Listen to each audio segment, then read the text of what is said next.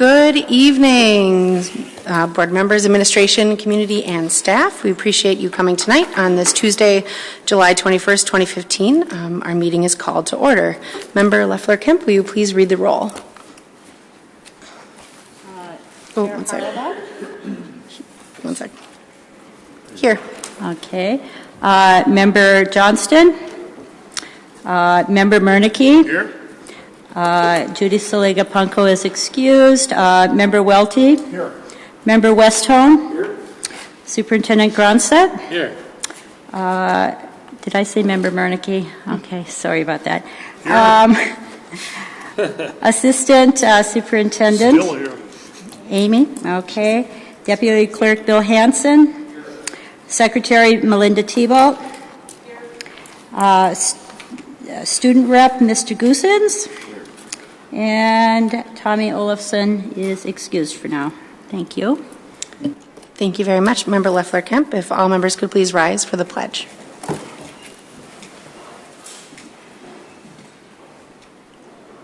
I pledge allegiance to the flag of the United States of America and to the republic for which it stands, one nation, under God, indivisible, with liberty and justice for all.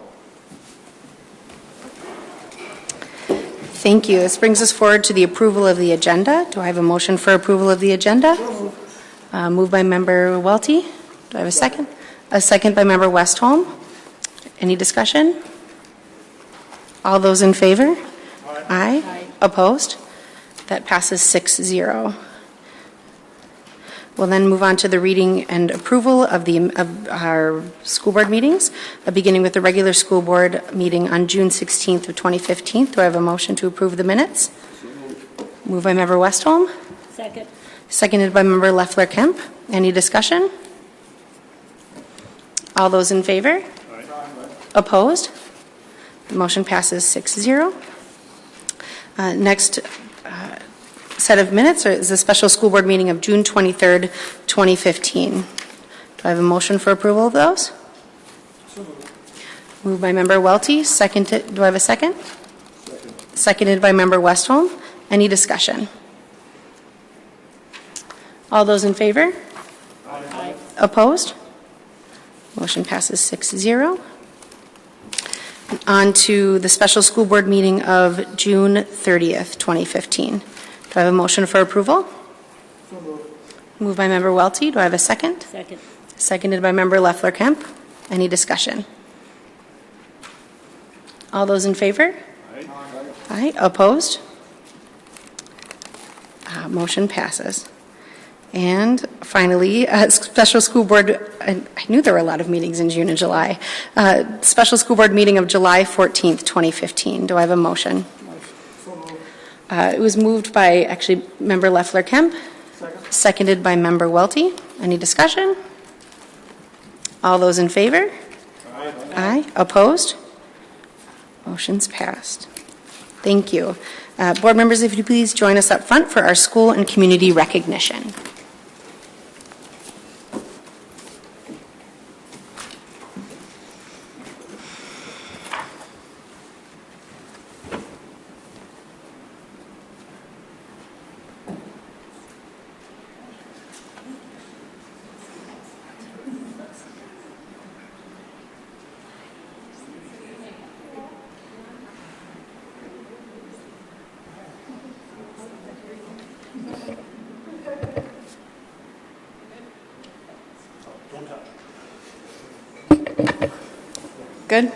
Good evening.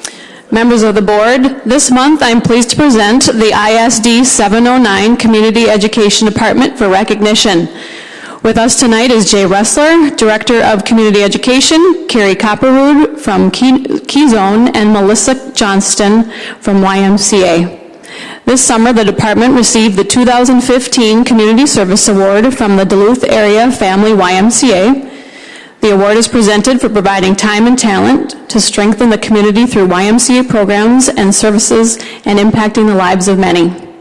ISD 709 Community Education was recognized for their Key Zone school-age childcare and youth development partnership with the YMCA. Through this partnership, community education and the Y work together to provide an academic and enrichment out-of-school time program for children in grades K through 5. This powerful partnership provides increased student success in academics, helps develop life skills through enrichment activities, encourages regular attendance in school, and nurtures the potential of kids by providing them with a safe environment to learn, grow, and thrive.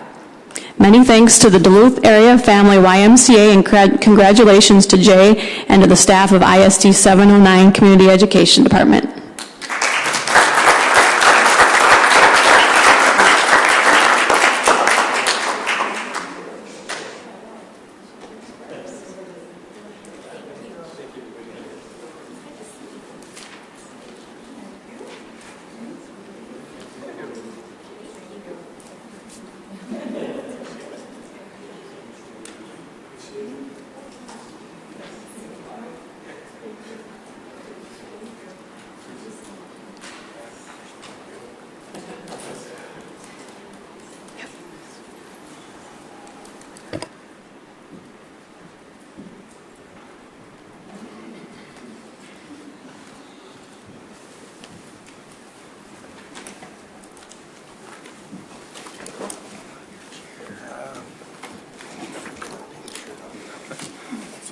I probably work. Great that we were able to provide that award and a strong partnership with our community education program and Duluth YMCA, and are just really proud of that. So thank you for bringing that forward, and thank you. Our next piece, we will move on to the audience, but first I'll have Member Leffler-Kemp read the community vision statement. Great, thank you. Community vision. The purpose of Independent School District 709 is to provide a quality education that prepares all students for successful lives as global citizens in the home, community, and workplace. We will build on our shared beliefs and values of unity, high achievement, and responsible use of resources to create Duluth Public Schools and classrooms that are safe, supportive, and inclusive. We will work to inspire every student to achieve their potential and prepare students to lead productive, fulfilling lives as citizens of Duluth and the wider world. Thank you, Member Leffler-Kemp. And now this brings forward our community portion. I just would remind all of our audience members about civility and that we're here to be positive community builders and a part of our community. And so I know we have 2 speakers that have signed up.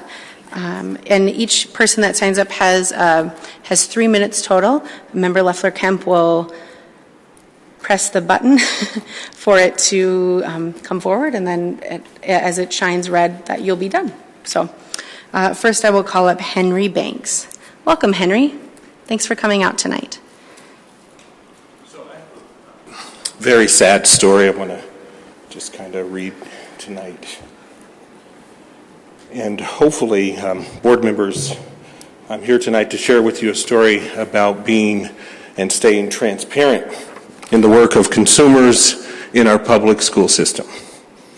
ISD 709 is a public school system paid for by taxpayers for the education of all children.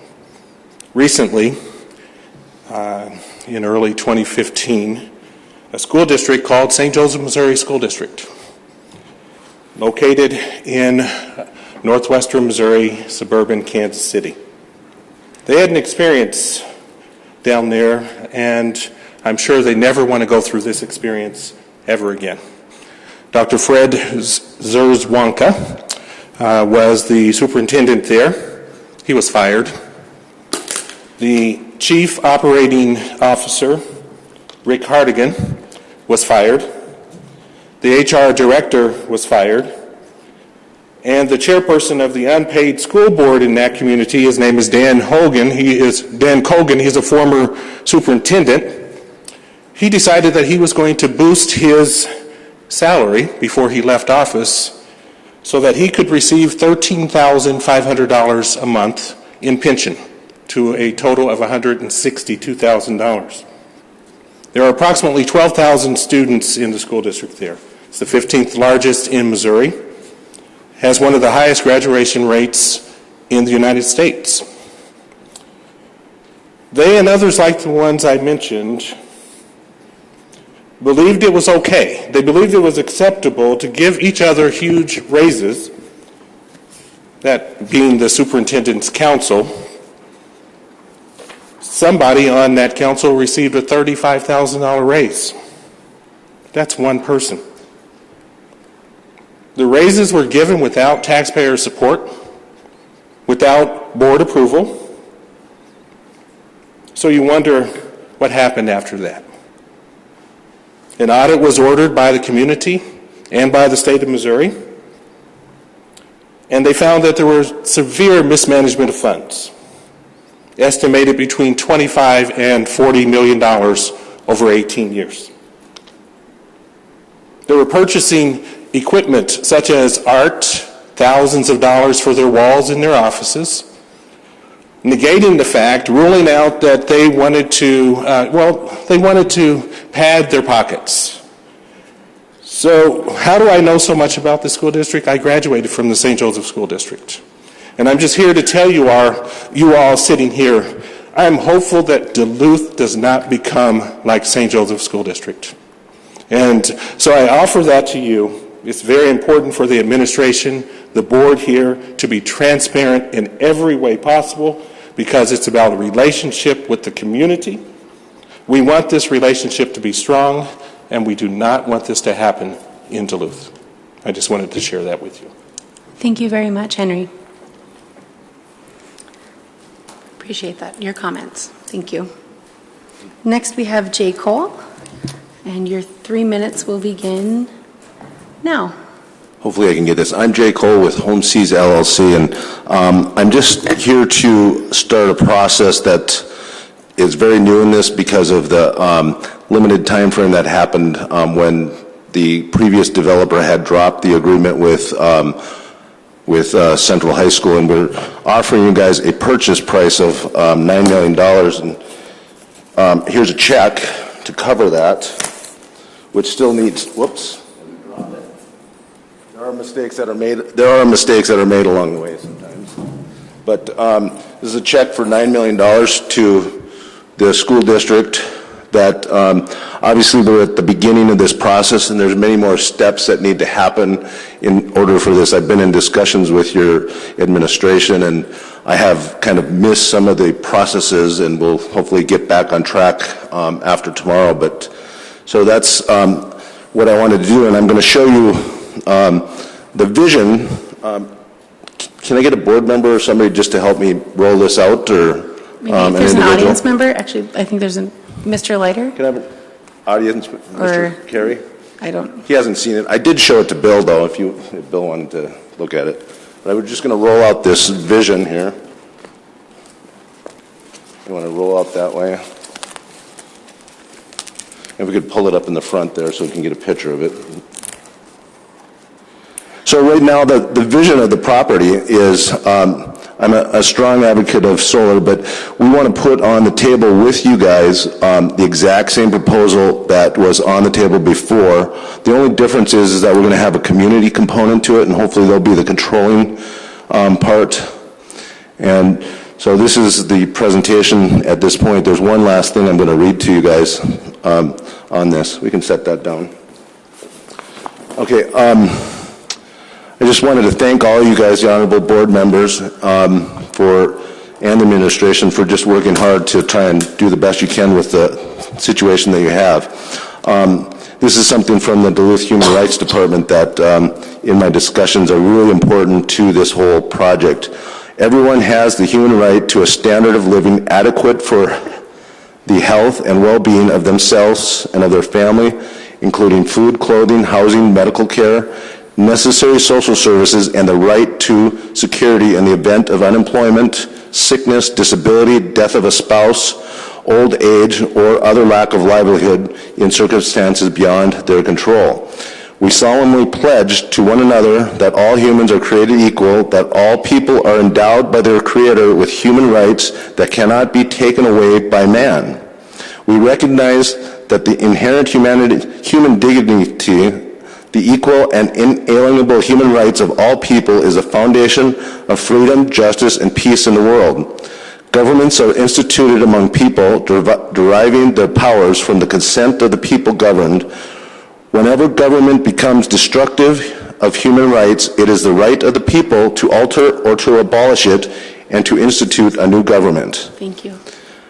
I just appreciate this opportunity. I hope I didn't beat the 2 minutes there, or I didn't go over. I've got a little small copy of this check that I'm going to leave with the appropriate person up in the front here.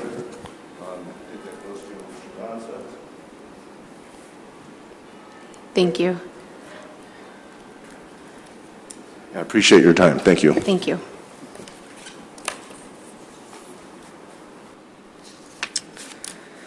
All right. Thank you very much. Member Johnston, are there any additional folks that have signed up? No? Okay. Great. So we will move on to the report of the superintendent and student school board representatives. Thank you. Well, I'd like to start by officially welcoming our new Assistant Superintendent, Amy Starzecki, who you have the opportunity to hear from during the community recognition. And I wanted to tell you a little bit about our new Assistant Superintendent, who has most recently been the Superintendent and K-12 Principal for ISD 698, which is in Floodwood, Minnesota. So I hate to read from something, but I didn't memorize it all. Sorry, Amy. So in that capacity, she served as a member of the Minnesota North Regional Implementation Project, which is a leadership team from MDE, and the implementation of PBIS in Minnesota, which we have been implementing in our district for quite a while as well. Sorry. She worked in partnership with teacher union leadership to develop a teacher evaluation system that meets Minnesota statute and established and facilitated professional learning communities focused on instructional best practices, both of which we are doing a lot of work with, and so her work is going to be right in line with what we've been working on. Amy's experience includes adjunct professor for St. Mary's University in Minneapolis, principal for King Elementary in Deer River, special education coordinator for Northern Lakes Cooperative in Coleraine, area leader for special education department at Burnsville High School, and a school psychologist. As a principal, Amy established response to intervention, what we refer to as multi-tiered system of support, and PBIS frameworks, served as title coordinator and the chair of the Curriculum, Instruction, and Assessment Committee, worked on the MDE Quality Committee project to help create a toolkit for districts to evaluate and improve policies, practices, facilities, curriculum, and other school areas to become more inclusive and ensure that all students have access to high-quality education. She holds a district superintendent license, K-12 educational administration license, special education director license from the St. Mary's University in Minneapolis. She earned a Master of Arts and certification in school psychology from Northern Arizona University in Flagstaff, and a Bachelor of Science degree in biology and psychology from the University of North Dakota in Grand Forks. So with all of that, welcome, Amy. And it's been a great first few weeks since you started on July 1st.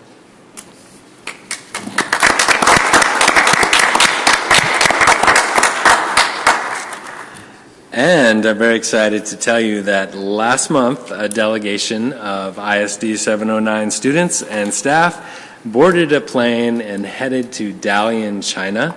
And I had the opportunity to join that group.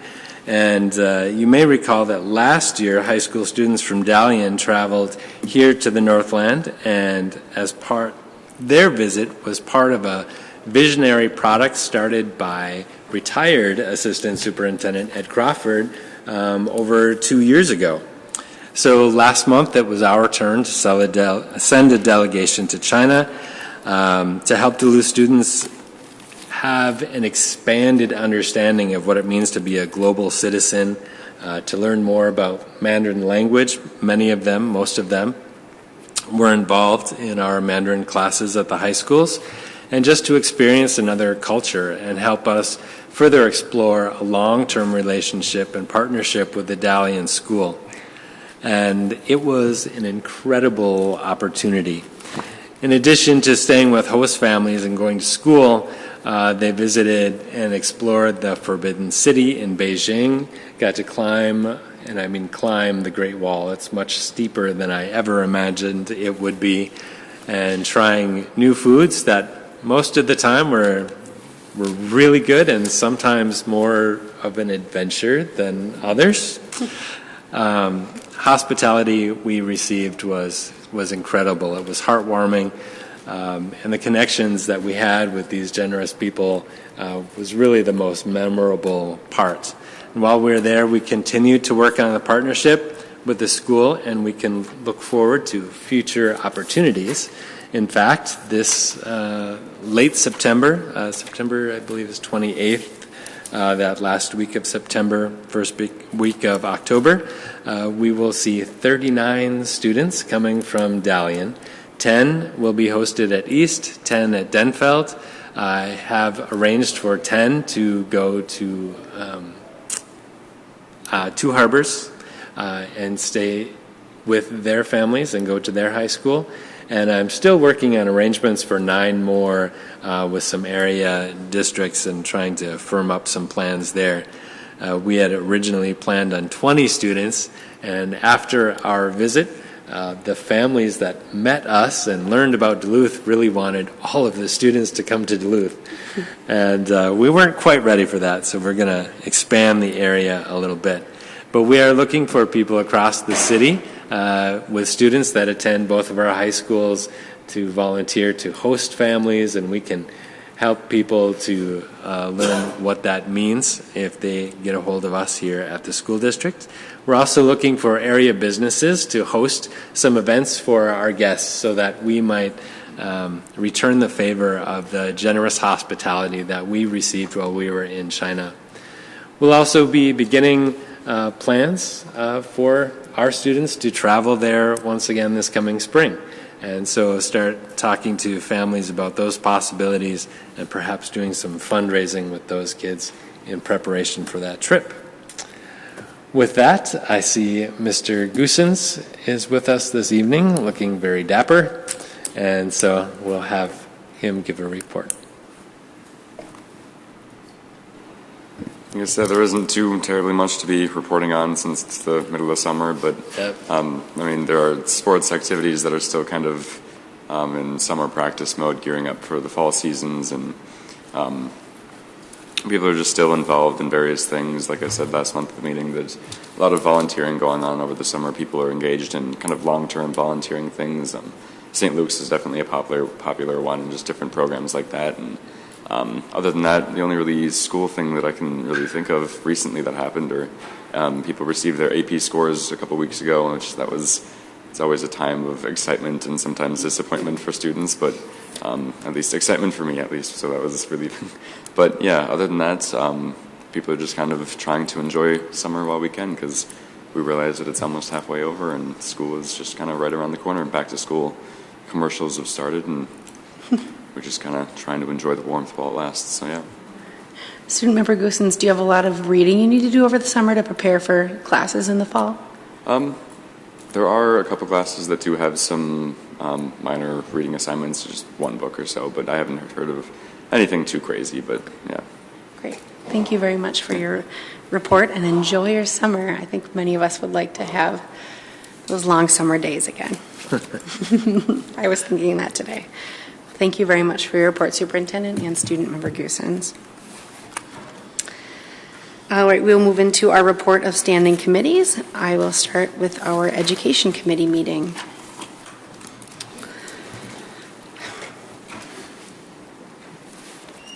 So our first agenda item was the Minnesota Adult Diploma presentation. Patty Fleege, from Duluth Adult Basic Education, shared information about the newly created Minnesota Adult-Based Diploma Program. This is I think it's a great opportunity, but I wanted to share a couple of facts just about our Duluth Adult Basic Education that I've found was really pertinent. So From 2013 to 2014, we had 1,097 people enrolled in our adult basic education programs. That's a lot of community support, people that are coming back to continue their education in anything from English as a second language, people from 15 different countries, GED prep, adult diplomas, dropout recovery, pathways to college success, and we actually have people at we have programs offered here at Historical Central High School, SOAR, Lake Superior College, Duluth Workforce Center, and Community Action Duluth. So it's just important for us to know that when we're thinking about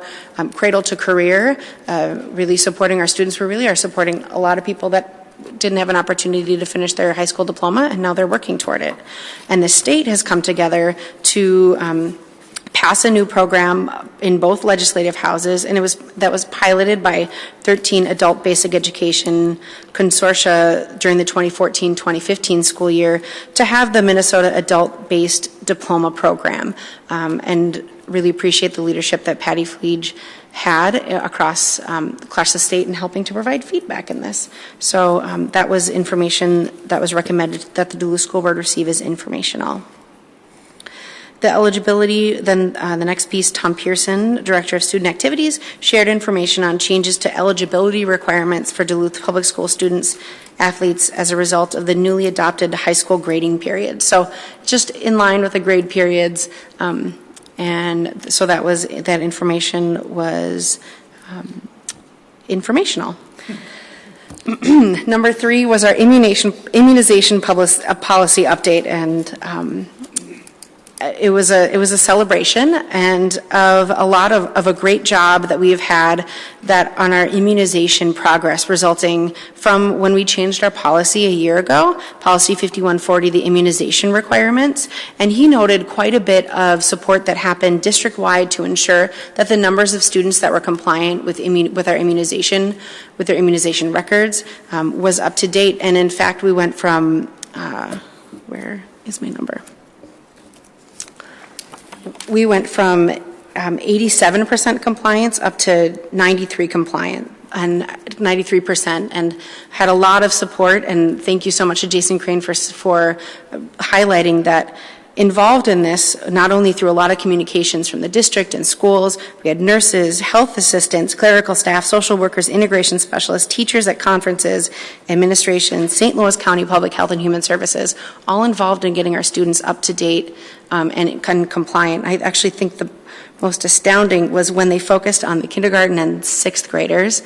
There were 500 in that group, 700 in the group that were kindergarten and 7th grade, thank you. Kindergarten and 7th grade, there were 500 in those two groups that were non-compliant. By the end of the year, there were 6. No, by January, there were only 6 that were non-compliant. So that's a huge deal. And so that's actually a big celebration that I think we need to have.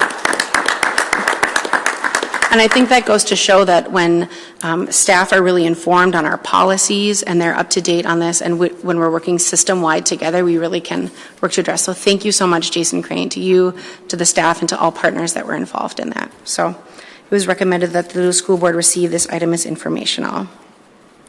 There were no new grant applications.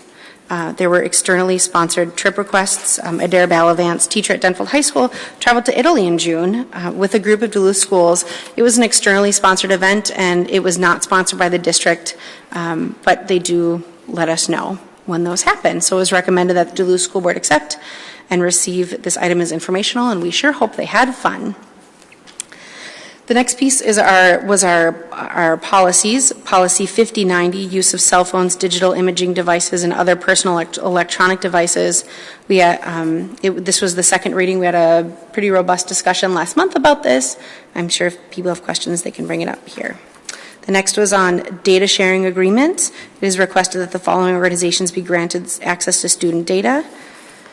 Student information systems to support district functions from July 1st, 2015 to June 30th, 2016, and that's the University of Minnesota Duluth. It is recommended that the Duluth School Board accept and approve the above item.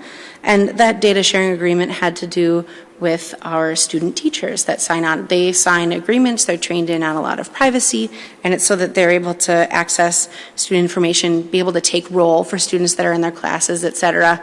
And that's something that we sign every year just to make sure that we are compliant and having that conversation with the university. The next piece is Policy 5005, the Equal Educational Opportunity, formerly known as Focus on the Students. This is the second reading of this policy as well, and it is recommended that the Duluth School Board accept and approve Policy 5005, Equal Educational Opportunity, formerly known as Focus on the Students, for the second reading. And then for Item D, I'm actually going to ask the member Murneke to please read from page 24, acceptance of gifts and grants to the Duluth Public Schools. So member Murneke.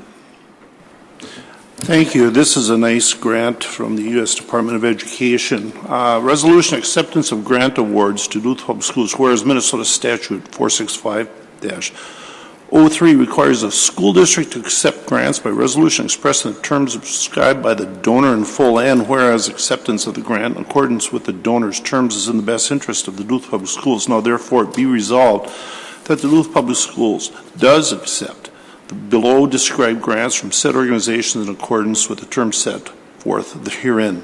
Be it further resolved that the Duluth Public Schools wish to extend its grateful appreciation to these various organizations. Again, it was a nice grant from the United States Department of Education. Funds from this grant award will be used to fund Indian education staff positions and provide educational opportunities to American Indian students, parents, and the staff in all Duluth's public schools. I move Resolution E-07-15-3282. Second. Thank you. It was moved by member Murneke and seconded by member Leffler-Kemp. Any discussion? All those in favor? Aye. Opposed? The motion passes 6-0. Thank you, member Murneke. I'll continue with the report. Then we have diploma request. The following students have met all graduation requirements for the Duluth Public Schools and should be awarded a diploma. Jovan Garland Millhauser and William M. Hillman. So it is recommended that the Duluth Public Schools accept and approve the above diploma requests. And then it is also recommended that the Duluth School Board accept and approve the 2015 graduates that the administration it is recommended by administration that the official minutes include a certified list of the 2015 graduates as submitted by the respective high schools. So it's recommended that the board accept and approve the above item. So I move this agenda, the Education Committee agenda, or meeting report. Moved by me, seconded by member Murneke. And discussion. Member Welty. I'd like to withhold 1A3, immunization policy update. Okay, 1A3. Any other? All right, held 1A3. Member Welty. Yes, my reintroduction to the Duluth School District as a school board member was not quite 2 years ago, and this was one of the first issues that came before us at that time. And I had heard a great many reports and read a number of stories about how the United States was falling behind in immunizing its children. That's for a whole lot of reasons. Families maybe breaking up a little bit, kind of a lack of appreciation for the dread of the diseases because so many children had been immunized in the past that children just didn't get sick. And as a consequence, suddenly the nation as a whole has found that there are a lot of children who are not immunized, and every one of those children who is not immunized not only suffers an enhanced risk of infection, but because some of these diseases are easily communicable, infants who have gotten along quite well before the time of immunization, given a year or so, suddenly were catching the diseases of children who had not been immunized, and as a consequence, America began seeing fatalities. So when our nurses got together, realized this was a problem, and came to the school board and asked for a significant change in policies so they could address this. This was already something that I was very, very concerned about, and I was very pleased that they were moving on this. And then time went by. I tended to forget about these things because we go from crisis to crisis in public bodies like this. So when this report came back to me that pointed out that among our kindergartners and our 7th graders, we'd gone from 700 non-compliant, in other words, vulnerable children without immunizations, to just 6 in about a 4-month period of time, beginning of the school year, I was in awe. Now, we're not finished. The school district nursing staff and the district is working on grades 7 and kindergarten especially, and then next year it will be kindergarten and 7th grade again. So we have some gaps until we get those kindergartners all the way up to 7th grade, by which time all the 7th graders, except those who transfer in, will be seniors. But this is very good news for the health of this community, and I have to say that this thing that was very worrying to me a year and a half ago has been handled magnificently. It's a process that's not finished, but it is an example where our staff has done an extraordinarily effective job winning people over at a time when a lot of people are very nervous about vaccines because of rumors on the internet, which are largely baseless. So this is wonderful news, and our staff deserve great kudos for the accomplishments of the last last year or so. Thank you, Member Welty. Not sure who was first. Member Leffler-Kemp. Yeah, I just wanted to follow up with a couple comments on that too. Please, Mr. Crane, share with all of the different staff that you mentioned a huge thank you for, I know it was school nurses and teachers and principals and kind of everyone that really pulled together to make sure, particularly the kindergarten and 7th graders were aware. But I also wanted to mention that on our website, there is a resource for families and community members on resources to get free immunizations. And so I just wanted to kind of do a plug for that. And I know we held many clinics throughout at our own schools as well. But just a plug for that, and a great article in the paper too following last week's meeting. Thank you. Thank you. Member Johnston. Actually, Madam Chair, I was going to ask if I could withhold 1A2 when Okay. we're done with this item. Great, thank you. Superintendent Groundseth. Actually, I was just going to talk about graduations. Okay, so we will actually do 1A2, and then we'll do graduations. Great. Member Johnston. Thank you, Madam Chair. I'd just like to make a couple comments. I think the looks like minor revisions, additions we made to our policy. I think those are good. One of the issues that we're having is that I think different schools were administering us somewhat differently, and I think it's good to have a standardized policy on there. And I think that's a step forward. And I would like to, ask the superintendent. I want to thank him for sending out some of the suspension rates that he sent out here last week. During the committee meeting, I did ask about suspensions, which is under the academic eligibility. In or out of school suspensions results in an immediate U. And my question for that was actually how many, or I'd particularly like to see the race component of the suspensions that are in particular have been that have been given and that apply to this particular clause. And I guess that's the question I was asking, and I can certainly clarify that more, but not just school suspensions, but school suspensions that resulted in academic students not being eligible academically because of this policy. Superintendent. Oops. Sorry. I can take a look to see if I have that information. I know I don't have records on that. I'll have to go through the Minnesota High School League on that because they make those determinations. But I will certainly try to get that information to you.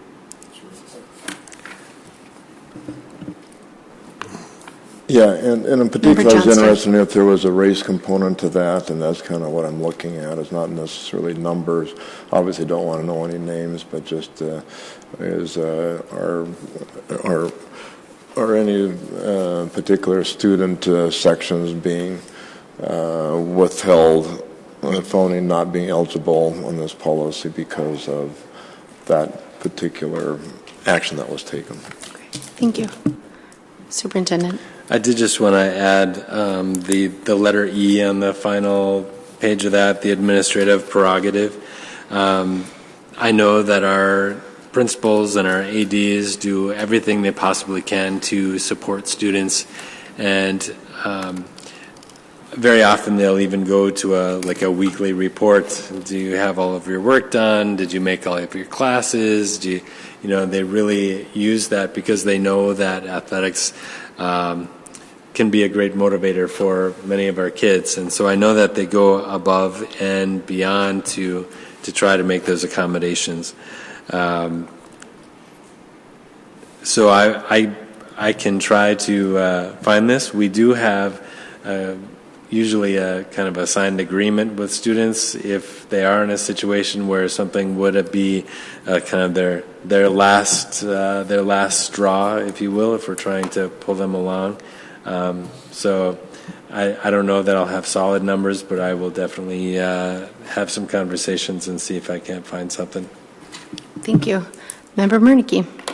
Thank you. Having done this for over a decade, and Mr. Westholm can attest to this too, is you actually find this policy is a very positive policy. I went years, and so did my counterparts in the other two high schools, without having to remove any athlete from activities. It's a very good system.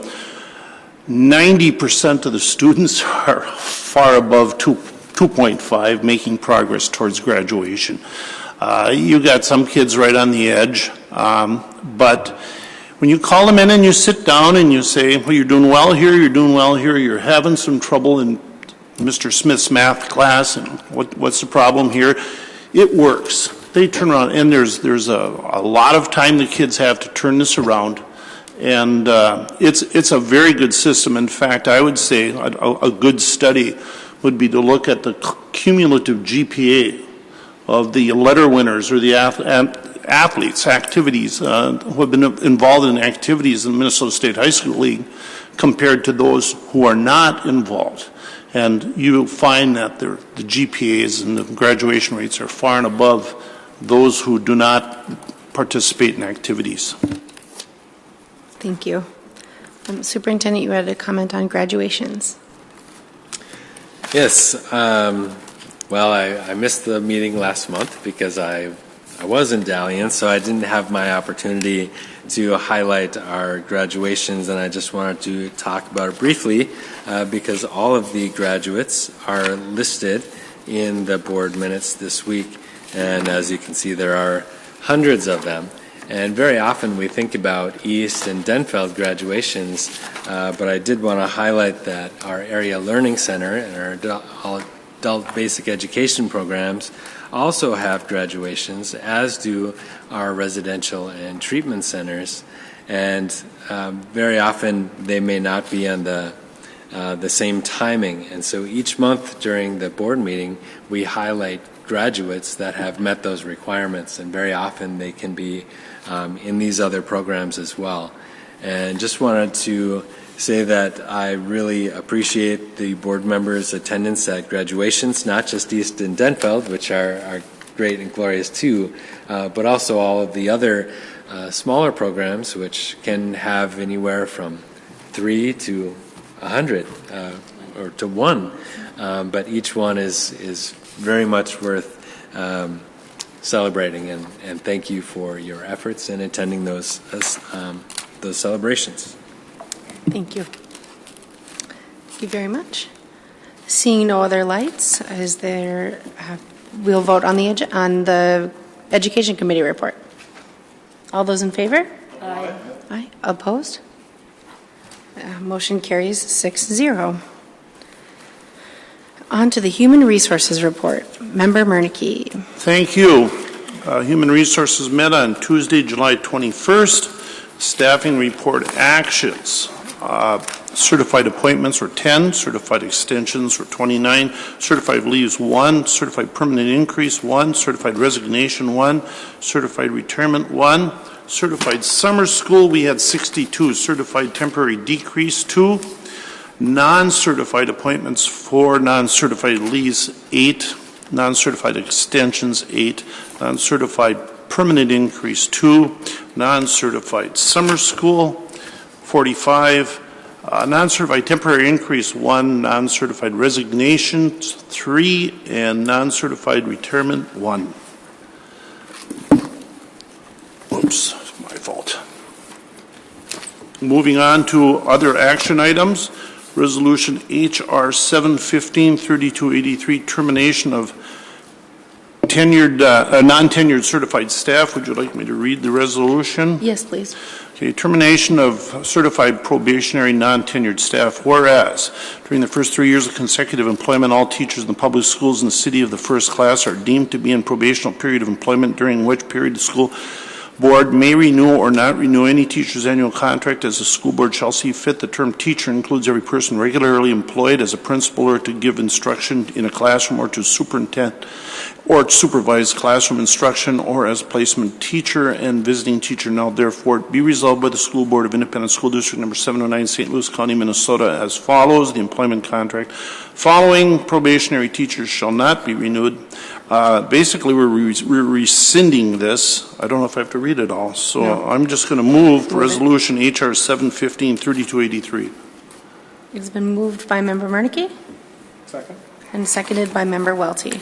Any discussion? Okay. All those in favor, say aye. Aye. Opposed? Thank you. We got an hourly 6-0. Oh, I'm sorry. We received notification of an hourly substitute pay rate, putting us in conjunction with state statutes. And then we are in the second reading of Policy 8050, Code of Ethics. We are pulling number 3, the individual contract. There are no HR informational items at this time, and there are no future items. So I move the Human Resources Committee report. It's been moved by Member Murneke. Second. Seconded by Member Leffler-Kemp. Any discussion? Member Johnston, do you have an item you'd like to focus on? Yes, I'd like to withhold for a vote 2B and 2C.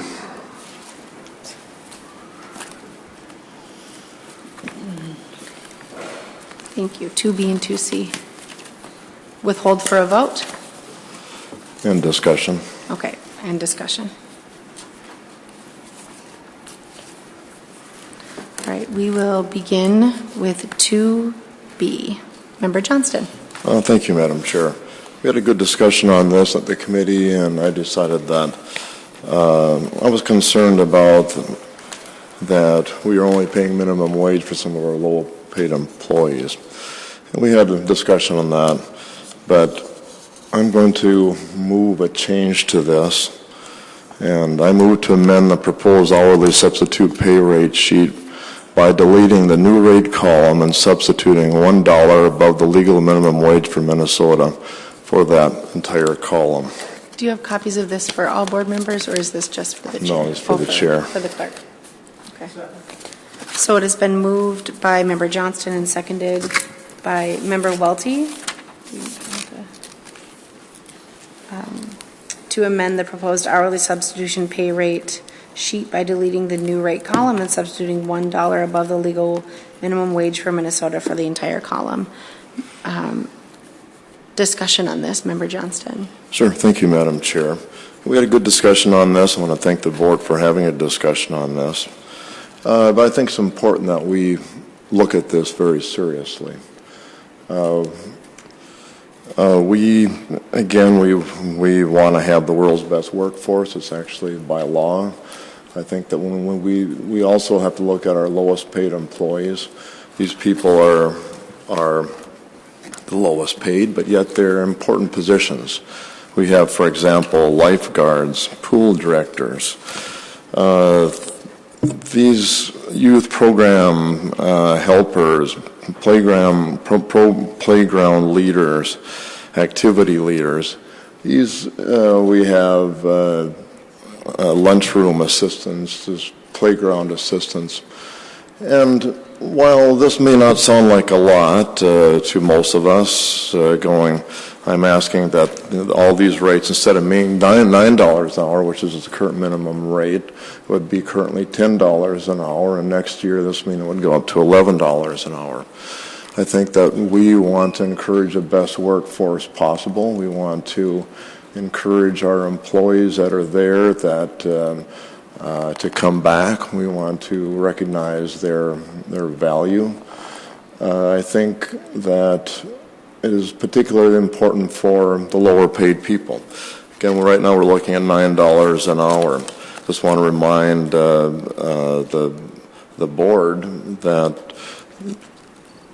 probably the biggest thing I'm concerned about is the disparity. The superintendent, rightfully so, maybe is making $80 an hour. Principals and management is making $50 to $60 an hour. The average teacher is making almost $30 an hour. And I just went through and estimated that if we raise this up $1 an hour, we don't have a lot of employees, but it's not really going to cost us much. I estimate the yearly cost for raising from $9 to $10 an hour, which is $1 over minimum wage, may cost the school district $15,000 a year. Just because these people don't put in a lot of hours, or there's not a lot of them. But I think in light of the small impact on the school budget, almost minuscule impact, but yet acknowledging the importance that this would have for these lowest paid people we have in our school district, I think it is something that we as a school board really should rise up and acknowledge this, and I think this is time to do this. So with that said, that is why I'm asking the board for a vote on my amendment to substitute. Thank you. Member Johnson, thank you. A question that I have is that a lot of our budget has been planned for the coming year, and I think it takes some time to plan this in. So, Mr. Hansen, can you talk to a little bit about where our budget is? Just talk a little bit about how we could plan for this in the future, but be more planful, because I think this discussion is important to have, but to put it in after our budget has been planned for the coming year could put a lot of strain. So, Mr. Hansen.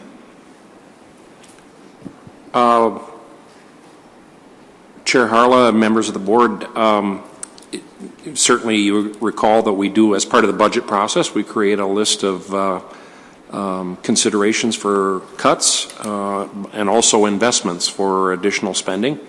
And, that is a process that over a period of meetings gives you an opportunity to discuss those. We can come up with, cost estimates. I did send an email out to board members today. I don't know if everybody was able to see that or not.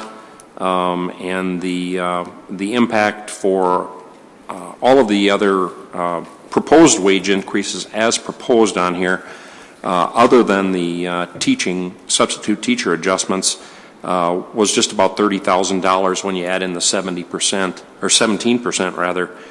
For Social Security and pension and other things that are tied to the wage rate. So I believe that's the reference you were looking for, it certainly could be that, and then come in at different effective dates depending on how the board would want to implement something like that. Thank you. I think Superintendent Gronseth. Just a couple notes.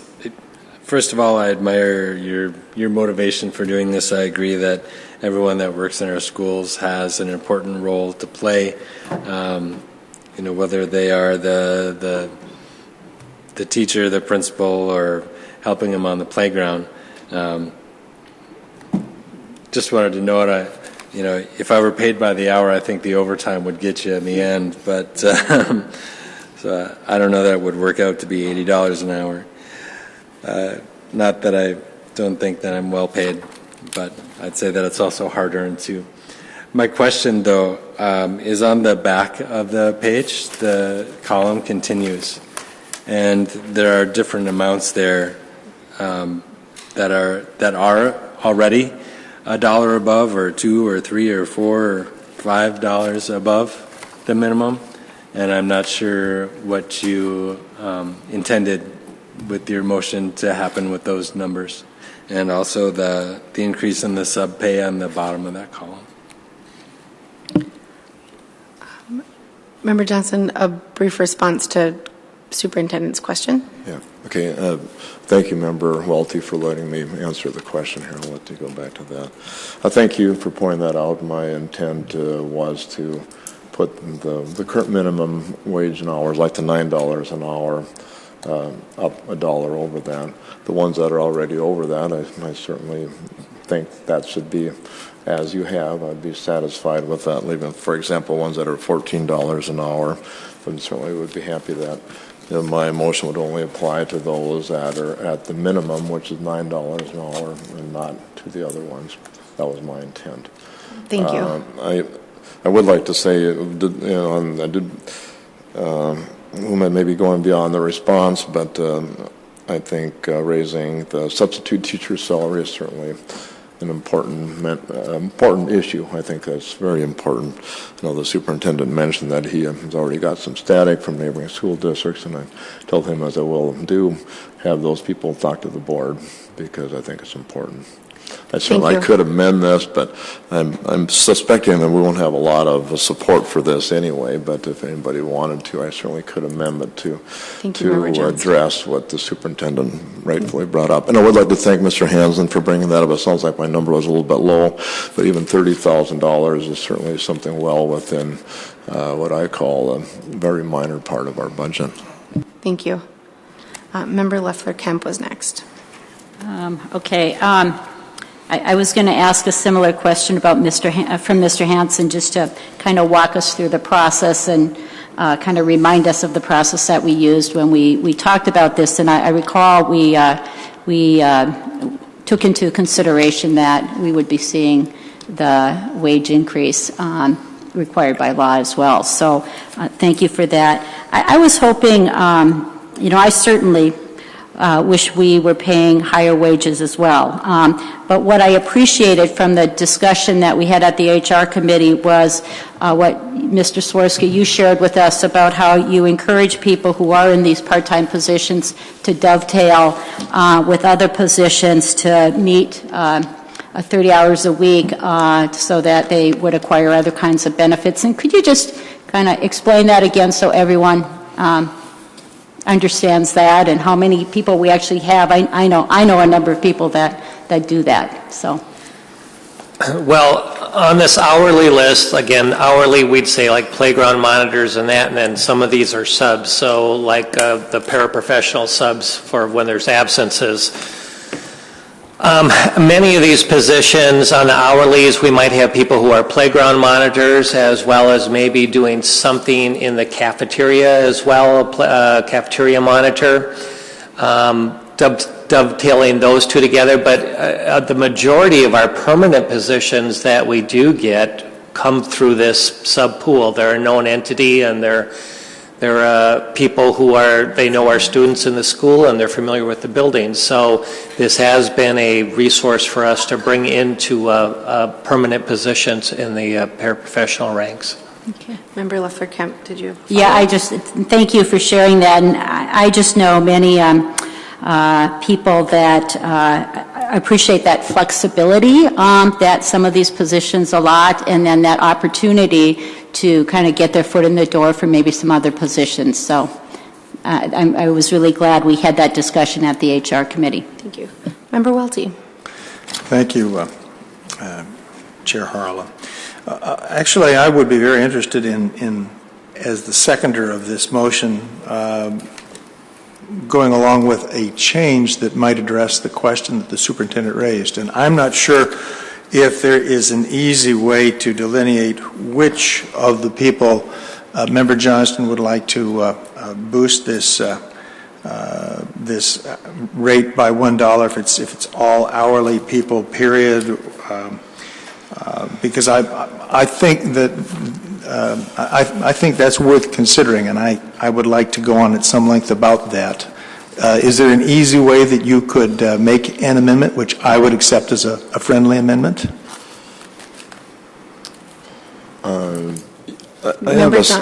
Member Johnston. I certainly have a suggestion here, and just to remind people, it doesn't have to be a friendly amendment to have an amendment, but I appreciate the concern. I was just looking here, and one thing we could do, I'm just brainstorming real quick, is that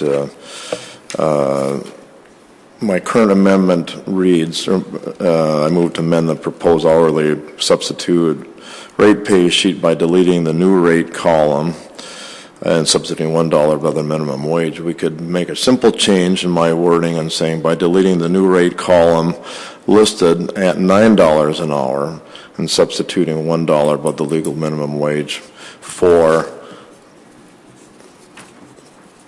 those particular items. I'm going to read that again, and you want to go on this discussion? Actually, one moment, please. Was there a question, Member Welty? If HR and business would acknowledge that the recommendation for the change would address what you have mentioned and the superintendent's question and what Art does. Does that wording seem to address both the concerns of the superintendent and Member Johnston?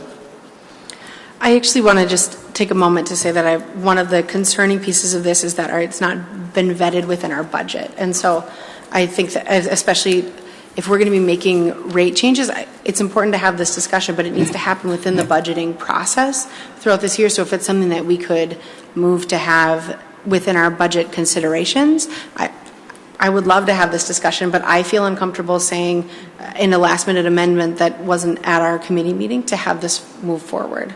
So I wonder how, I would like to hear from other members of the board prior to the amendment, because I'm just not sure I want to hear. So not sure at the moment. Member Goosens. So I was just wondering if this is only the pay rate sheet for the substitute positions, how many other positions in the district are there that would still be at the minimum wage that wouldn't be affected by a motion like this? Good question, Member Goosens. Thank you. Superintendent Gronseth. It's all right. This includes our hourly and substitute. So it's not hourly substitutes, so anyone who has an hourly wage rather than a salary would be listed on here. Then one more question. Wouldn't we have to also increase it to $10 an hour next year anyways with the new state minimum wage anyways, and that would also be kind of a process through the budget as well for next year? It is. Okay. Thank you. Member Westholm. Yeah, I guess this for the table. And are there any implications? You know, most of the time these agreements are reached through collective bargaining, and this was us making a decision. But what collective bargaining implications does it have or not have? Mr. Swirsky. These hourly and substitute rates, they work less, a few hours a week that keeps them below the contractual. Some are 14 hours a week, some are 11 hours a week. The sub rates, you can work many hours, but they're not in a contractual unit. So what it could do, in essence, though, is create that salary compression where you're bumping up against the starting wages and some of the other units a little bit. They're still, none of the other units are close to where the minimum wage is right now, so that's not an issue, but by bumping them up, you do get that salary compression, and it's something they would take into consideration. Okay, thank you. Member Johnston. Sure, I appreciate the discussion. Just a couple points. Again, what I was only talking about was the $9 an hour ones, as the superintendent wanted to clarify, which I certainly clarified and agree with. That's about $30,000 by the sheet, which thank you for coming up with that estimate. But a very important another aspect of that cost estimate is that the substitute teacher, the cost of going on substitute teachers is going to cost about $227,000. So we as a board are passing this despite it having an impact on the budget. The part that I'm asking for is just another $30,000. We're already impacting our budget by about $227,000. So I think the argument that we should have done this during the budget and therefore we can't do it now, I don't think is a sound argument, because we are already impacting our budget by $200,000. I'm asking for about a 10% of that, and I think that is well within the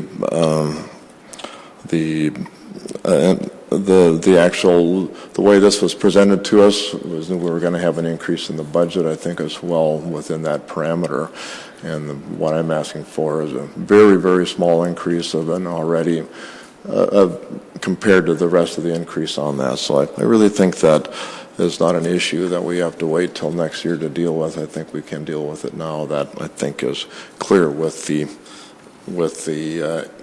impact that's been already calculated for us. Thank you, Member Johnston. Mr. Swirsky.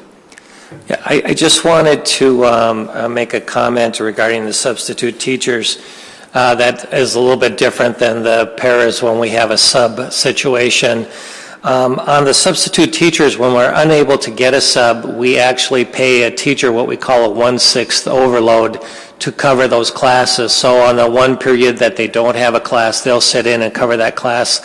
That dollar amount, I believe, was right around $93,000 last year. So our intention with increasing the teacher sub rate higher is to minimize that at least by about 75% of the overloads that we paid last year. So I wouldn't anticipate that to be as high. Additionally, the PLCs at the elementary level will not be covered by subs as they were this year. I believe we have that arranged in a different manner, so we'll not be incurring that cost that we did last year also. So you're correct on that number, Member Johnston, in terms of the teacher substitutes, but I do not believe we'll have that big of an expense for next year. Superintendent Gronseth. I just wanted to add on to that some of that sub-cost would also be covered under non-general fund areas, because we are bringing teachers in for staff development that might be covered under another budget code, so wouldn't go under the general fund area. I don't have a number of what that percentage of that is, though. Thank you. Member Welty. Thank you, Chair Harlem. Several points. At the committee meeting last week, I raised the same question about the implications for collective bargaining of just unilaterally letting these hourly workers have an additional hour over and above what we're contemplating now to agree with the new federal regulations. And I argued at that time that this was a questionable thing to do. It might send a signal to people that there are other ways of squeezing money out of the district than just through the contract negotiation policies. I have an answer to that, but there's been another objection thrown out that is a good objection, and that is that we do the budgeting process, we agree to certain expenses, and we try to live within our means. It's just been pointed out that we're pushing up substitute teacher pay, $220,000, and Mr. Swarsty's indicated that that might actually be a savings to a large extent offset because we no longer have to pay teachers 1/6 overloads for sitting in on a class that we cannot find a substitute for. And I think that's just very sound thinking. I don't know where the precise cutoff is where you go too far or not far enough.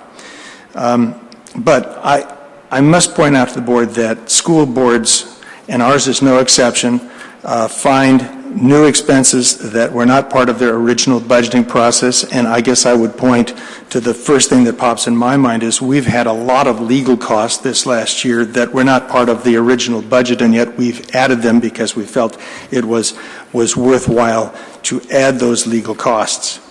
The $30,000 to help the lowest of the low is a small cost for the school district compared to a great many other things that on occasion get added, like the legal costs. Now I'm going to tell you a story. I've always felt that I don't like the dog-eat-dog laissez-faire world that so many people think is so efficient because it culls people by what they're willing to do. Those who are at the bottom of the totem pole have to scramble around for cents, and that grates at me. So I'm going to tell you the story. My son, when he was graduating, if that's the right word, from 8th grade in Duluth to high school, heard about a remarkable plan that was a wonderful idea that all the kids in his class had. What they would do on the last day of school was they would have somebody turn out the lights in the cafeteria and they would throw food all over the place because a food fight just seemed to them to be the best idea in the world. Now, I'm a school board member, mind you. I got a call. And that's exactly what happened. It was my son who sat in the lunchroom and noticed that everyone was too timid to go over to the lights because somebody had leaked the plans, and so all the staff was vigilantly looking at the light switches to make sure no child would pull off this stunning darkening of the cafeteria to allow this food fight to go on. And my son, he rather disdained the timidity of all his classmates, so he decided he would take it upon himself to just boldly walk over to a light switch in full view of everyone and turn off the lights. And of course, you can imagine what happened. And I've got a phone call from the principal telling me what happened. And I was not a happy camper. I was not a happy camper.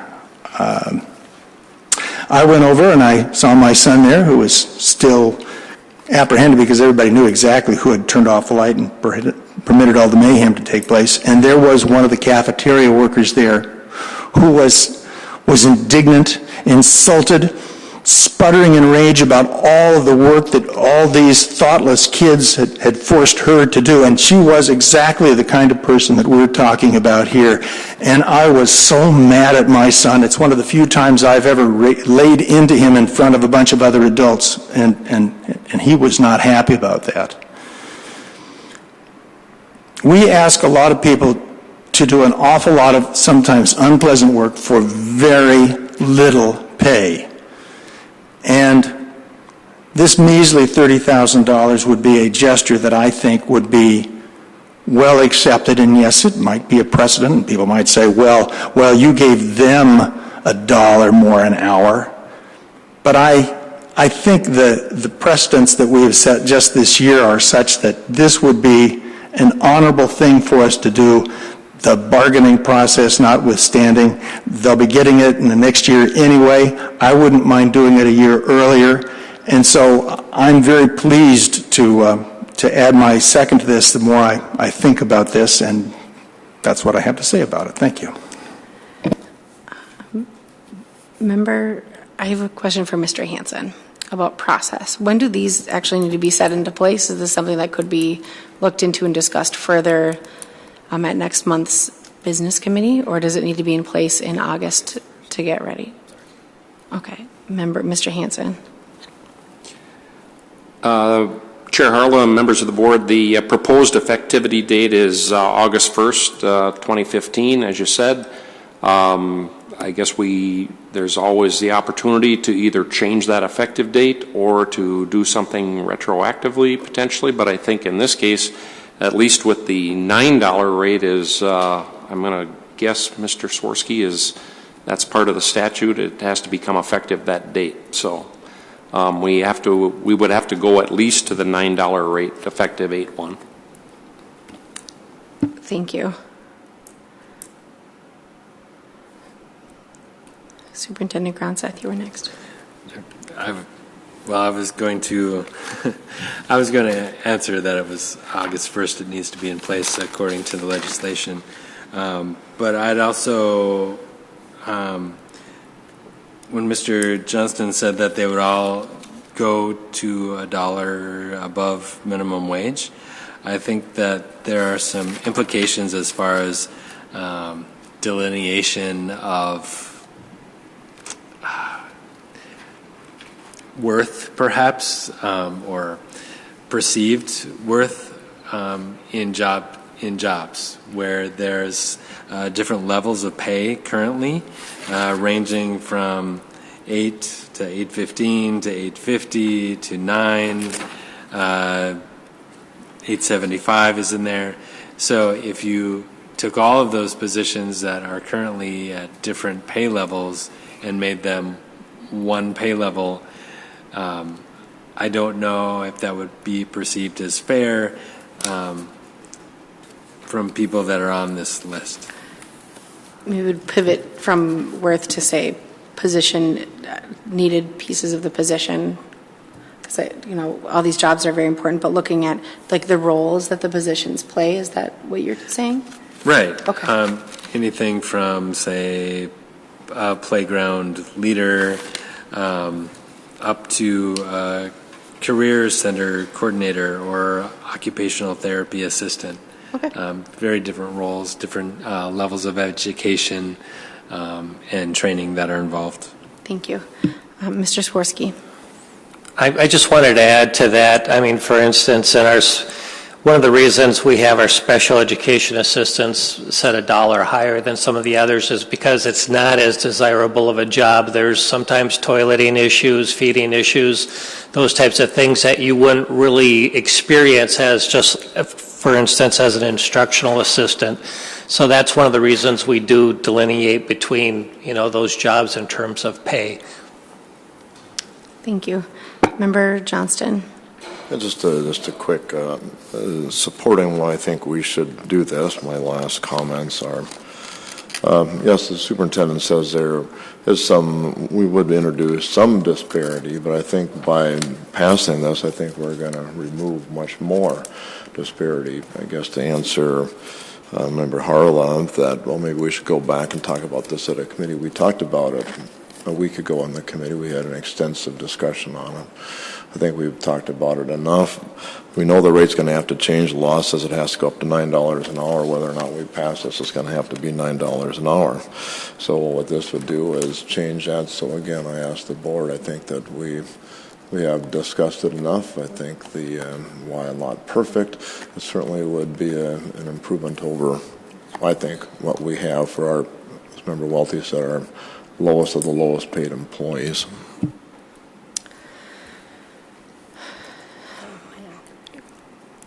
Just one moment, Member. I would say that one of the pieces for this is that I don't feel like we have enough data behind it. I would say that I feel comfortable passing it as it is today and having discussion about about adding this even in this next month, if this could be a part of it, to take a look at how we could add this in, what that would be, how each of those positions would be affected, and so that we did have, so that can be involved, kind of looking up against each of these units to understand how that looks. I think that that's important, but I don't think just a blanket statement that not all members have in their hand is really as effective, and I appreciate the discussion today. I'll be voting for how this is as it is, but would really like to see this on an agenda to be added in the future. Member Leffler-Kemp. Yeah, I guess I wanted to share that kind of similar that I'm really kind of uncomfortable with your proposal, Member Johnston, because I want to see kind of the dollar impact more, and 30,000 is thrown out there, but I'm not confident, I guess, in that number. I also, I think we all appreciated the discussion at the committee meeting about, in fact, I was the one who said, can't we raise it to $10 an hour right away? So I think we're all recognize that piece that's being brought up. I just feel like we pass this, and then if we want to go back, we can to discuss it, but you're asking us without really some solid information, and I need that to, I guess, be fair to making a decision. One of the things that I did ask at the Human Resource meeting was, is this in comparison to other school districts? And did any other school districts raise it immediately up to $10 an hour? And I don't know if you got any more information on that. Thank you, Member Leffler-Kemp. Mr. Swirsky. Yeah, I don't have specific information. I know they'd all be required at least to the $9 an hour rate, and we were, prior to this, fairly close with our paras to other school districts. One thing I will mention about this schedule, even though it does have this August 1st date, the majority of these positions would not be in place until the start of school, which is around September 1st. So. Thank you. That was a main question. Mr. Murneke, Member Murneke. Just what I was going to say. Why don't we do this? Why don't we put this on the agenda for the Human Resources in August? We can vote on it at a regular meeting in August. We can have a nice discussion at the Human Resources. We can have more information, and we can vote on it there. How would that be? And Mr. Johnston, I appreciate bringing this discussion forward. I think it created a lot of this. I just feel comfortable with this today. Member Johnston. Sure, I'll just tie up my support of this is that we do have the numbers. Thanks, Mr. Hanson, for bringing these numbers forward. We have the numbers. And I think that Minnesota took an effort to raise the minimum wage. I supported that. We don't wait for other states to do that.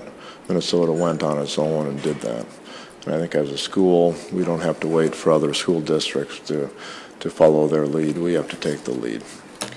Look forward to seeing a more detailed schedule of each of those positions in the coming month in that agenda. I think that would be a lot more comprehensive and a much more measured response and additional discussion. But making sure we're, just like we did the bullying policy, we passed what we needed by state statute and then took the year to update it. If we pass what's due this August and then in this coming month, work on something, see what it looks like for the coming year, discuss it, and look to pass it for the coming year. It doesn't look like it should affect too many folks. Mr. Welty. Just to be clear, essentially what Member Murneke recommended is something akin to tabling it, bring it to the table next month. We haven't actually voted to do that, but the consensus here is that perhaps the administration can tweak these numbers relative especially to the question that was raised by the superintendent, and we can consider this as well as perhaps something that fits Member Johnston's proposal. If that's the case, I'm good to go, and I think that's an excellent decision. To be clear, we would not table this agenda item because we do need to have the scheduled pay rate in place by state statute for this coming month. So we would pass this, but it is guaranteed that it'll be on the next month's agenda to have this. So we have the additional rates at, what is the word? I'm losing the word. No. Some positions are at 9, some are at 11. Delineated. The delineated pieces that we would have an upfront schedule about what that, it's ensuring that all positions are accounted for as we make this large decision rather than one sweeping blanketed discussion and then that takes account for all the discussions that we've had this evening. Members, we've had a significant amount of discussion on this evening. A sentence, please, Member Welty, you got to move on. So again, the understanding is that while we accept this tonight as is, we are going to bring it back, and by the beginning of the year, if we decide to act on it, we could bump the, yes. That's all correct. I need to know. Thank you. Mr. Gronseth. And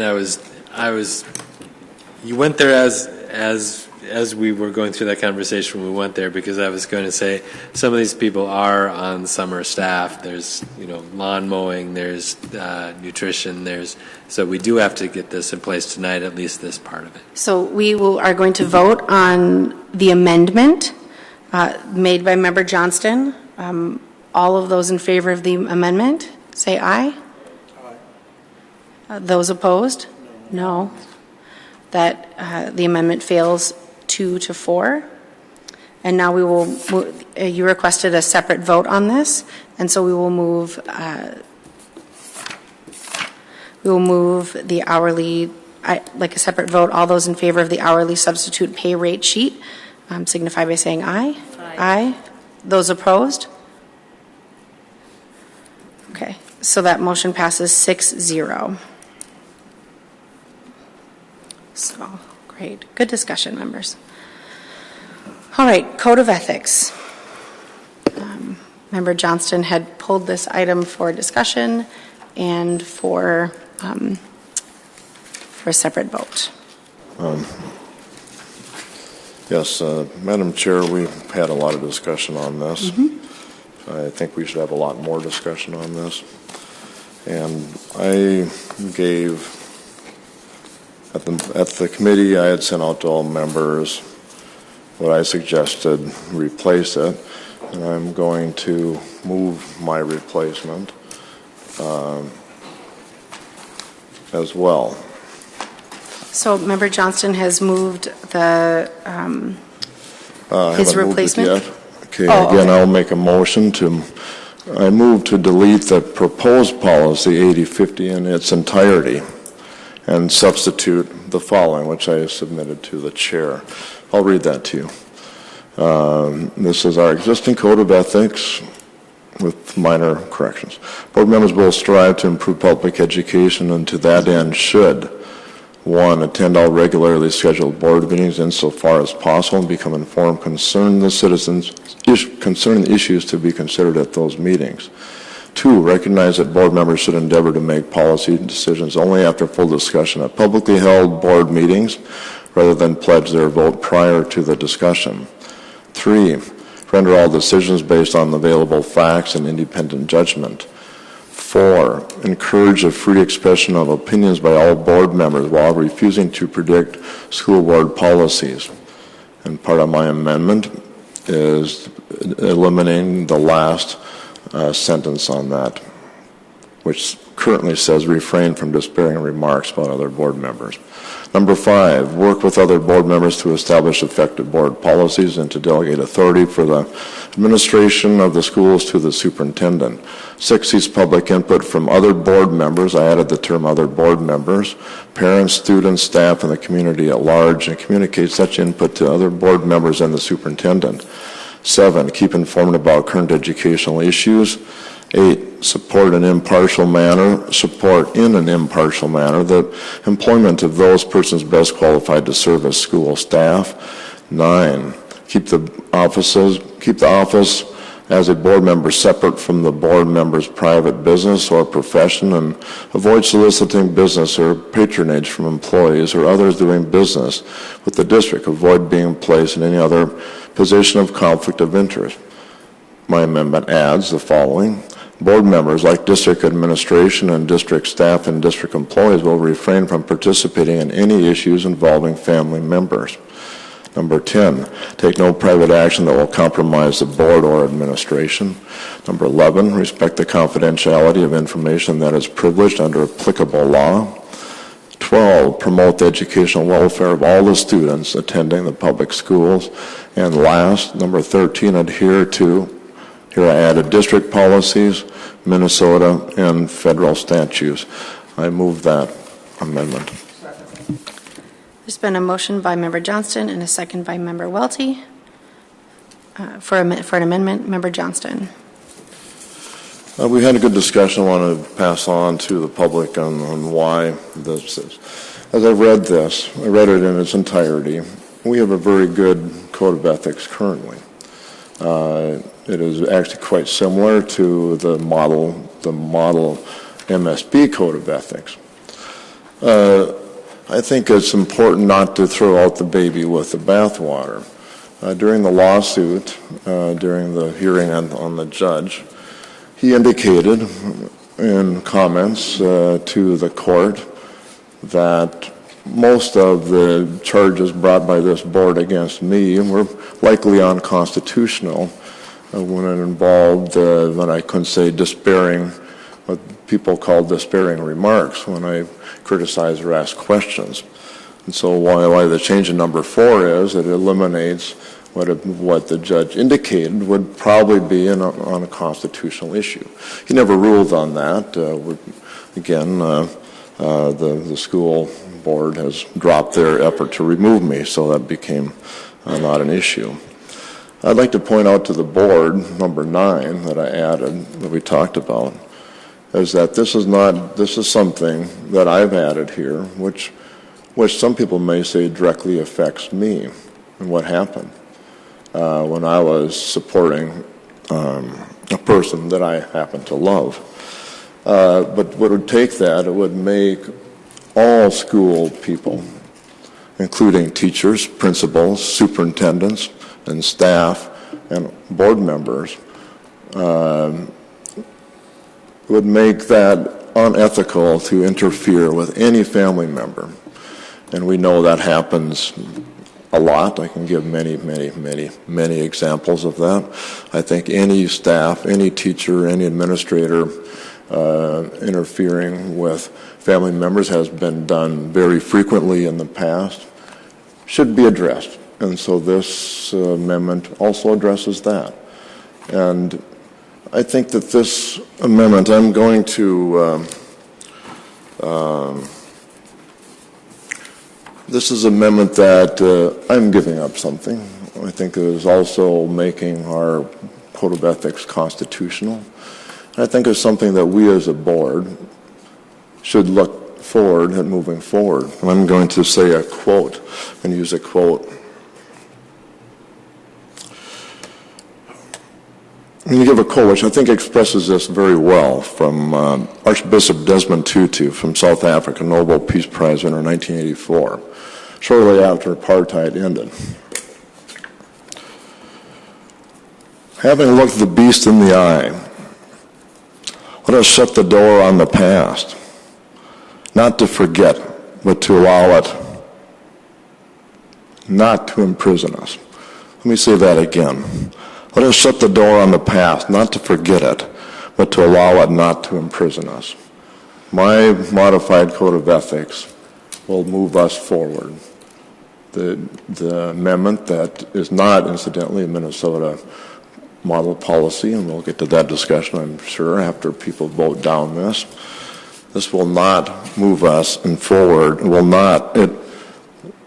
This amendment allows us not to be imprisoned in the past, and that's what I'm asking.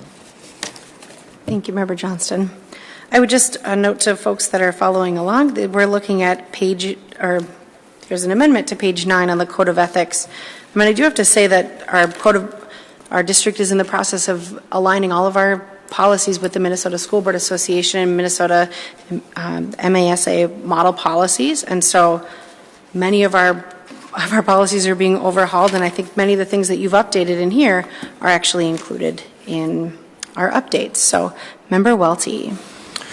Yes, that is true, Chair Harla. But here are my thoughts on it. We did have a long and very good discussion about this at the committee meeting, and I don't wish to belabor the things that we discussed for the hour and a half that we dealt with this. I would make this comment, though. Sometimes less is more. Our current policy is about 10 items long, and the one that Member Johnston is recommending and that I've seconded is just 3 longer than that. I think when you get an awful lot of verbiage, then you suddenly have to ask yourself a whole lot more questions about what happens in various situations, and sometimes it's better to speak a little bit more generally, and I think that I guess it's an amendment by substitution, but the one that we're considering does that. I will also notice, note that even though this is a model policy that we've been presented by the Minnesota School Administrators and the Minnesota State Board of Education Association, our attorneys went through this and made rather a lot of changes. Apparently, in relationship to making the judge who recently presided over our case happy. I just think it's too long, and I would prefer the simpler policy that Member Johnston has suggested. Thank you. I just want to call the question. Oh, Member Leffler-Kemp? I just want to call the question on this. Second. Member Leffler-Kemp has called the question on this. Second. It has been seconded by Member Murneke. The question has been called, and that moves us to a vote. And so that moves us to a vote on the amendment. On the amendment. On the amendment from A vote on calling the question. a vote on calling the question. A vote on whether Yes, to proceed. sorry. Thank you very much. Yes. A vote on the amendment on calling the question to proceed. All those in favor of calling the question, say aye. Aye. Those opposed? Those abstaining? Okay. Which way? 4-1. 4-2. It goes on, so the amendment has been defeated. No, we voted No, on that. oh, sorry. Now we vote on the amendment. Thank you That's very okay. much. My first meeting of this kind, or not of this kind, but of chairing this meeting. So now we will be voting on this amendment. All those in favor of the amendment that Member Johnston has put forward, please vote or signify by saying aye. Aye. Opposed? No. Amendment fails 2-0. Oh my gosh, 4-2. That's okay. All right, and now we will come back to the point of the Code of Ethics policy to discuss what is before us. Is there any discussion on this? Member Welty. Yes, I'll be voting no on the policy change. I'm only going to point to one of the items, and that is on the last page, 12, number 7. And at the very end of that, or at the beginning, it says, guard the confidentiality of information that is protected under applicable law, which would protect our employees from being subjected to exposure that was not proper. Applicable law currently now levies a fine of $15,000 on somebody who discloses what is otherwise confidential information. That is the extent of the penalties. And as I've noted before, and has been mentioned, I think, in the press, I have talked about breaching that confidentiality with regard to one of our employees who I think the district is bending over backwards to protect for activities and behavior that have had profound implications on our district for the last year and not wholesome consequences. What I particularly object to is the stretch at the very end of this item 7, which talks about removal from the school board for any school board member who might breach that confidentiality. And since I have talked about it, I have very little doubt that our attorneys had me in mind and were putting a gun to my head. So I will vote against this for that threat to my tenure on the school board alone. Thank you. Member Johnston. Thank you, Madam Chair. First of all, this is not MSB Policy 209. 25% of all the clauses in it have been modified by a loser attorney. I want to make a point, a thing that was said at the committee meeting. Member Sligo Punko indicated that this was being done to preserve my rights of free speech. Of course, that was such an insult to me, such an insult. I want all the people in Duluth to know that she was a ringleader behind this whole lawsuit, along with the superintendent. She was also, she was the one that called up the police on November 10, 2011 to arrest me for trespassing because I came to a school board meeting. So I have the complaint from the police department. Member Mr. Johnston, Murnick. let's focus on the amendment. Good. So the people that were advocating for this is certainly bogus argument and very insulting to me and every person in Duluth. There's lots of other things that are a problem with this. First, I'd like to talk about C3. I'll read this to you. They were rightly so in taking out the sparing remarks, but then they added, model civility to students, employees, and all elements of the community by behaving in a respectful, professional manner. The definition of civility by this board is clearly 100% the antithesis of the civility project and all the things that we have up here saying that we should be civil. And to have such a loosely twittered word like civility put out by this board is just another way for them to go after us, being Member Welty and I, to remove us because we say things the other board doesn't like and the superintendent doesn't like. There's another thing in D2 was actually removed, attempt to obtain adequate financial support for the school district's programs. Why is that removed? Do you have a question on that? I think we can defer the question to Mr. Hanson. I think he may have.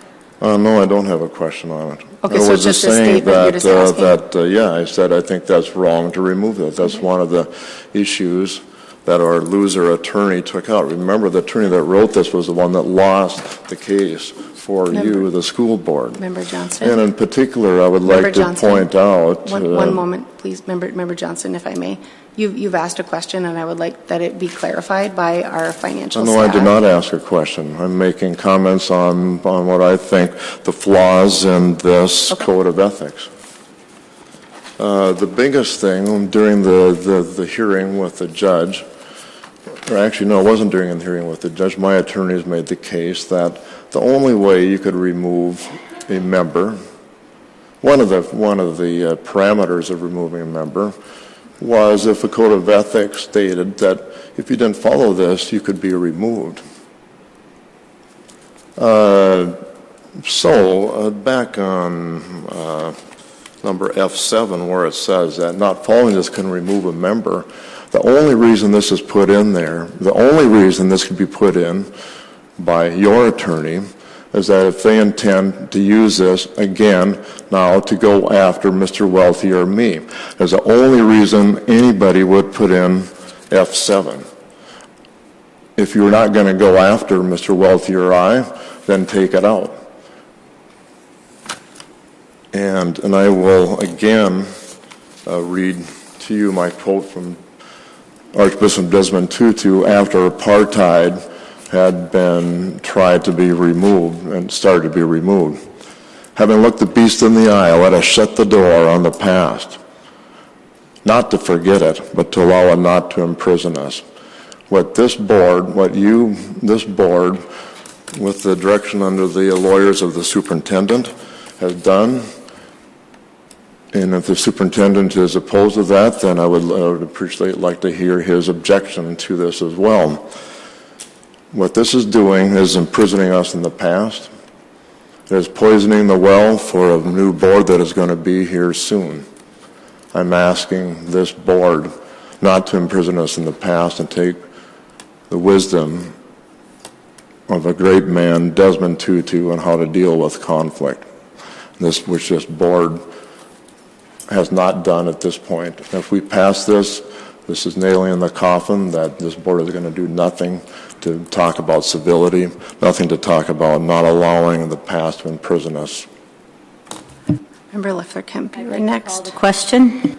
Member Leffler-Kemp has called the question, and it has been seconded by Member Murnick. All those in favor of calling the question? Aye. Opposed? No. Calling the question passes 4-2. And then, so we will void on the, excuse me. Excuse me, Member Johnston, it was actually, they were in order on here. Member Leffler-Kemp was listed first. And so we will go by what was on there. So we will vote on the approval of policy 8050. All those in favor signify by saying aye. Aye. Opposed? It passes 4-2. And now I will vote on the Human Resources Committee report as a whole. All those in favor signify by saying aye. Aye. Opposed? Was that a 4-2 or was it a 5-1? I didn't hear. Or is it abstaining? Is there an abstention? The whole HR report. So we voted on 2 separate items, and I'm voting the whole rest of the agenda. Let's try that one more time. All of those in favor signify by saying aye. Aye. Aye. Opposed? Passes 4-1. All right. To the Business Committee report. Okay.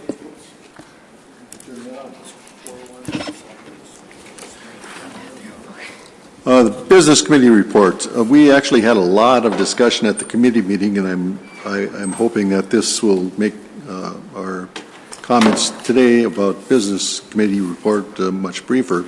I'll start out by just reading through, not in detail, and then I'll turn it over to Mr. Hansen. Number one, it involves all the financial reports, the budget revisions, et cetera, et cetera. One of the things that we always have a lot of discussion on, of course, is the WADM projections, a weighted average daily membership, which is what our money is based on, but those will not resume now until October when the kids come back and we start to get a feel for how many kids we have. Under bids and quotes, there was one bid, and that was for Laura MacArthur hydraulic elevator installation, and that was due on the 16th, and Member Hansen, you could probably comment about that when we get there. And then number 2, there was one quote, okay. And then we go to policies. No, I didn't. I'm sorry. There was one quote, and that was Ordine East Middle School 2015 locker room plumbing upgrades. And I would guess that locker room plumbing upgrades usually going to be pretty important. And it's recommended that we approve entering into this contract with Don Holm Company. In policies and regulations, there is one fairly significant, but we've pretty much hashed it over. That's policy 9115. I can refer you to page 36. It's very brief, and it reads, school board elections shall be held annually per applicable election laws in conjunction with the general elections in November, and we were changing even to odd-numbered years. And this is the, that would be the second reading of that one. Then we go to contracts. We have several here. Renewing the college and the schools contract with UMD. Recommended that we do that. And workers' compensation product liability insurance. We had a presentation, and so I think we will be approving that insurance policy and premium designation as presented. And then third one is Duluth Heritage Sports Center renewal. And of course, it's been most helpful to us since we've had that, our own ice, and so it works out very well. And I don't think that cost has increased. And then for PEEP insurance renewal, again, it was recommended we renew that. We've had a little information about two programs in the YMCA Key Zone and the 21st Century Community Learning Center programs, and we're going to continue with those. It's a recommendation. And then the usual resolutions, acceptance of donations, and authorized bank account signers, and some of that kind of thing. And we have one interesting one coming up, discussion regarding community use of facilities, but that's for a future date.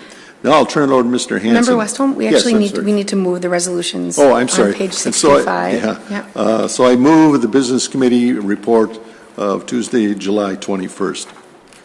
Can we actually do the resolutions first and then move the report? How does that? Okay, we'll do page 65. Okay, let's see. Acceptance of donations to Duluth Public Schools. All right. In our resolution on page 65, there's one. Do you want me to read that? Okay, and it reads, acceptance of donations to Duluth Public Schools. Whereas Minnesota Statute 465.03 requires a school district to accept donations by resolution expressed in the terms prescribed by the donor in full. And whereas acceptance of the donations in accordance with the donor's terms is in the best interest of the Duluth Public Schools, now therefore be it resolved that the Duluth Public Schools does accept the below described donations from said organizations in accordance with the terms set forth therein. Be it further resolved, the Duluth Public Schools wishes to extend its grateful appreciation to these various organizations. And on the next page, we've got our attached listing of donations, and it's really quite impressive. You know, some are very small, some are a lot larger, but just a little bit helps, and so we appreciate everything we get. Thank you. So that has been moved by Member Westholm, seconded by Member Murneke. All those, any discussion? All those in favor? Aye. Aye. Opposed? Resolution passes 6-0. All right, we'll go to the next resolution here, the page 69. 68. The next resolution is for renewing our membership in the Minnesota State High School League. And we have been members, of course, for many, many years, and we have two schools specifically, Denfeld and East. And so I think it's really important for us to renew this for all kinds of reasons. And so I would move that resolution to approve our membership in the Duluth Minnesota State High School League. So moved by Member Westholm, seconded by Member Murneke. Any discussion? Mr. Johnston, or Member Johnston. Well, thank you, Madam Chair. Just thank you, Mr. Hanson, for sending out the cost. It isn't quite clear. Is that total cost for the district, $5,800, or is that per school? Could you clarify that, please? Thank you. Mr. Hanson. The total is for both high schools, and the schools pay those directly on a per activity basis. I believe the rate for last year was $90 per activity, and I'm expecting that to go up based on what Tom Pearson shared with me. So it'll be a little higher for next year, but $5,800 is our best is our estimate for this past year. For total. Thank you very much. For total, yeah. Thank you. Thank you. Did you have another? Okay. All right. All right. We will. There's been a motion and a second. All those in favor? Aye. Aye. Opposed? Motion carries 6-0. And finally, our authorized bank account signer list, and resolved by the School Board of ISD 709, St. Louis County, Minnesota, that it hereby authorizes the following. And ISD 709, the addition of an authorized signer, that's Diana Stradiotti, and removal of authorized signer, Diana Conway. And Congdon, again, removing several people, typical end of the year kind of thing. And that's, so I guess I move Resolution B7 153286. It's been moved by Member Westholm, seconded by Member Murneke. Any discussion? All those in favor? Aye. Opposed? Motion carries, resolution carries. I've got one more, and it's approving revisions to Duluth Public Schools Endowment Fund bylaws. And that's on page 70. Resolved by the School Board of ISD 709, St. Louis County, Minnesota, that it hereby approves the revisions as presented to Duluth Public Schools Endowment Fund bylaws. And I believe we had that presentation last month, but a while back. So I move that resolution B7 3287. Second. So it was moved by Member Westholm, actually seconded with Member Leffler-Kemp. Any discussion? Member Johnston. Yeah, I have a question here, probably for the administration. Why is this not in our policy book? Why is this separate from our? It seems like this seems like an important thing. I certainly agree with this. Is there any reason that it shouldn't be in the policy? Member Murneke actually was the one who brought this forward. So we will, I know you clarified this at the meeting, so if you want. Yeah, this is basically the Duluth Public School Fund. It's a group of people that meet and they give money to the teachers. It's a good group, and I'm a member of it. And a past officer had left, and the new officer came in and happens to be an attorney. And if you know attorneys at all, they looked at this and they said, well, we've got some problems here with mostly with quorums and that stuff. So it's pretty much just a house cleaning thing. You can see it was approved in 1994. And basically what they did is they made some amendments he thought were necessary for the group. Thank you. Member Johnston, was that? Yeah, I have no Thank you. problems with any of the amendments or anything, but again, it kind of seems like this is really outside the scope of the school, is it not? Or why do we really even have to pass such a thing? It sounds like this group is kind of an independent. I'm assuming they're an incorporated group or have some other kind of authority besides the school that gives them authority. I'll pass this back to Member Murneke. It was formed under the authority of the Duluth School Board. Member Welty. Yeah, I'll add to that. I served on it before. Member Murneke is correct. It began when the district received a generous contribution, wasn't quite sure what to do with it. It was decided that we would give teachers an opportunity to apply for grants of small amounts for interesting teaching units that they would like to bring in. And so rather than have the school district expend it, we created this entity which is sort of under the school district and is all appointed, well, for most part appointed by people who have an interest in this, and then it makes grants for teachers. So it is not exactly independent of it. It's a creature of the district that does these good works for teachers. And the change they have here is just one so that they don't run into what we had happened to us a couple times and happened to Member Murneke is not enough people show up. They have 50 people that are supposed to be there, and they need 25 for quorum, and only 18 show up, and so they can't conduct business month by month. Mm-hmm. This is a fairly small and routine thing, and it's always been this way, except we're making it easier for them to operate without violating their own rules. Thank you. Member Leffler-Kemp. Yeah, I just wanted to actually thank you, Member Murneke, for serving on that, representing the school board, and you know, it's pretty common practice of a lot of funds, endowment funds, to update their bylaws. And so thank you for bringing it to our attention, and please share that with the board that you're working with. Thank you. Seeing no other lights, all those in favor? Aye. Opposed? Motion passes 6-0. All right, we've made it through the resolutions. Yeah, and I think at this point, unless there's any other question on the resolutions, I'll turn it over to Mr. Hanson, who may have some comments on various things we've covered very quickly. And so I'll let you elaborate and inform us with some more detail. Mr. Hanson. I think most of the items have been covered. Board members, I did want to call your attention to the result of the bid for the elevator out at Laura MacArthur School was in your board packets tonight, and so that is there for your consideration. And I believe the other items again have been part of previous discussion, but certainly we're here to entertain any questions that you have.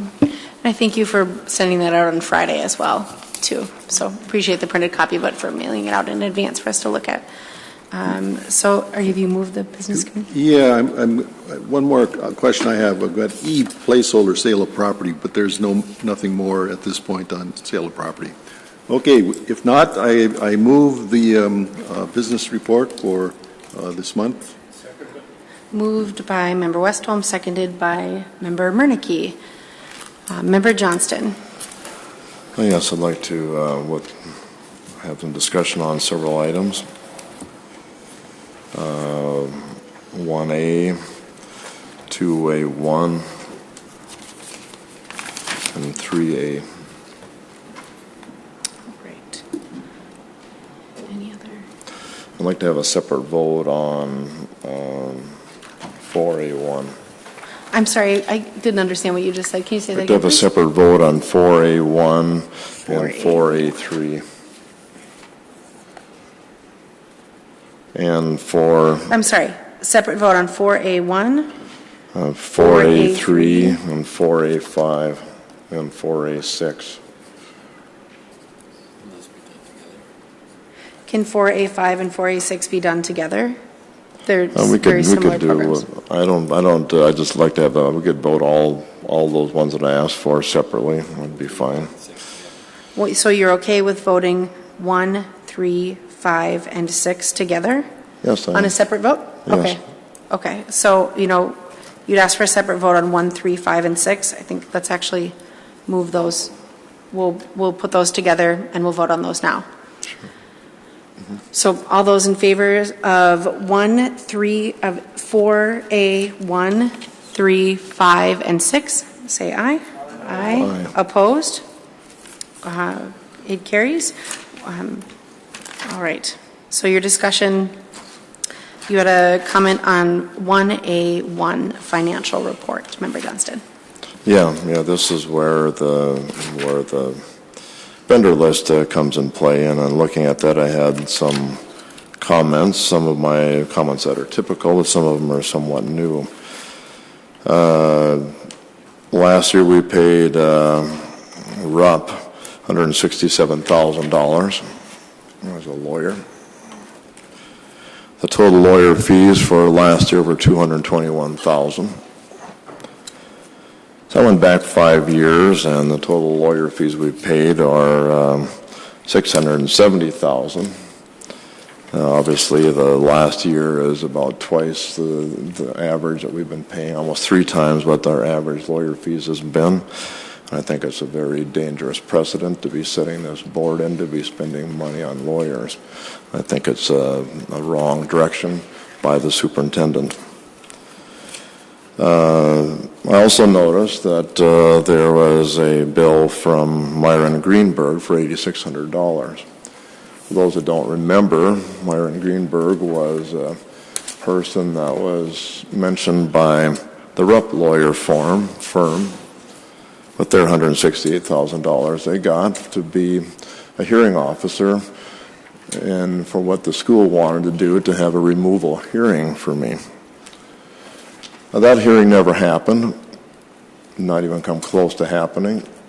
So my question to the superintendent is, why did we pay Myron Greenberg $8,600 for a service that he never provided?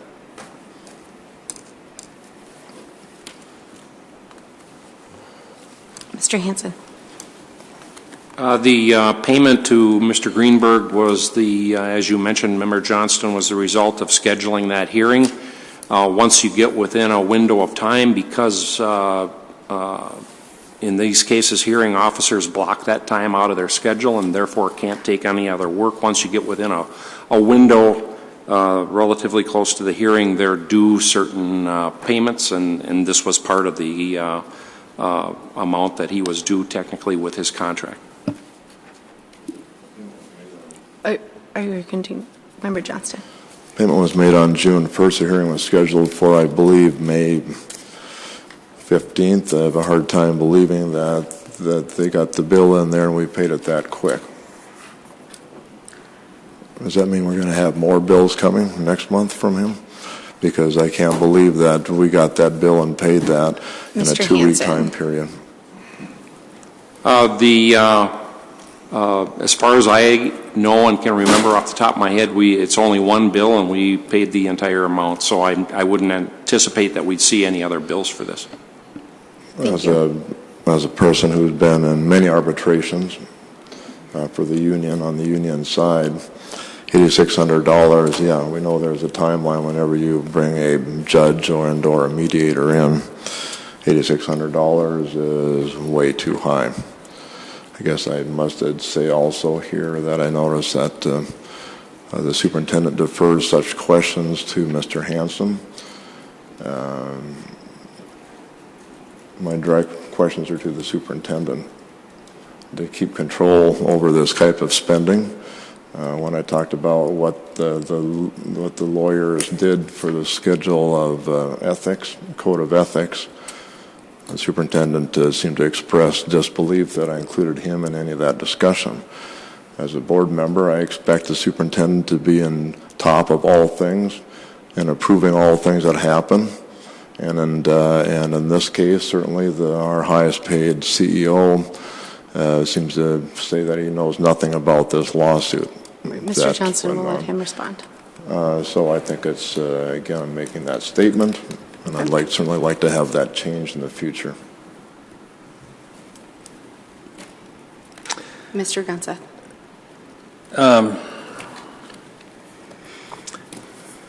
The reason I haven't been a part of those is because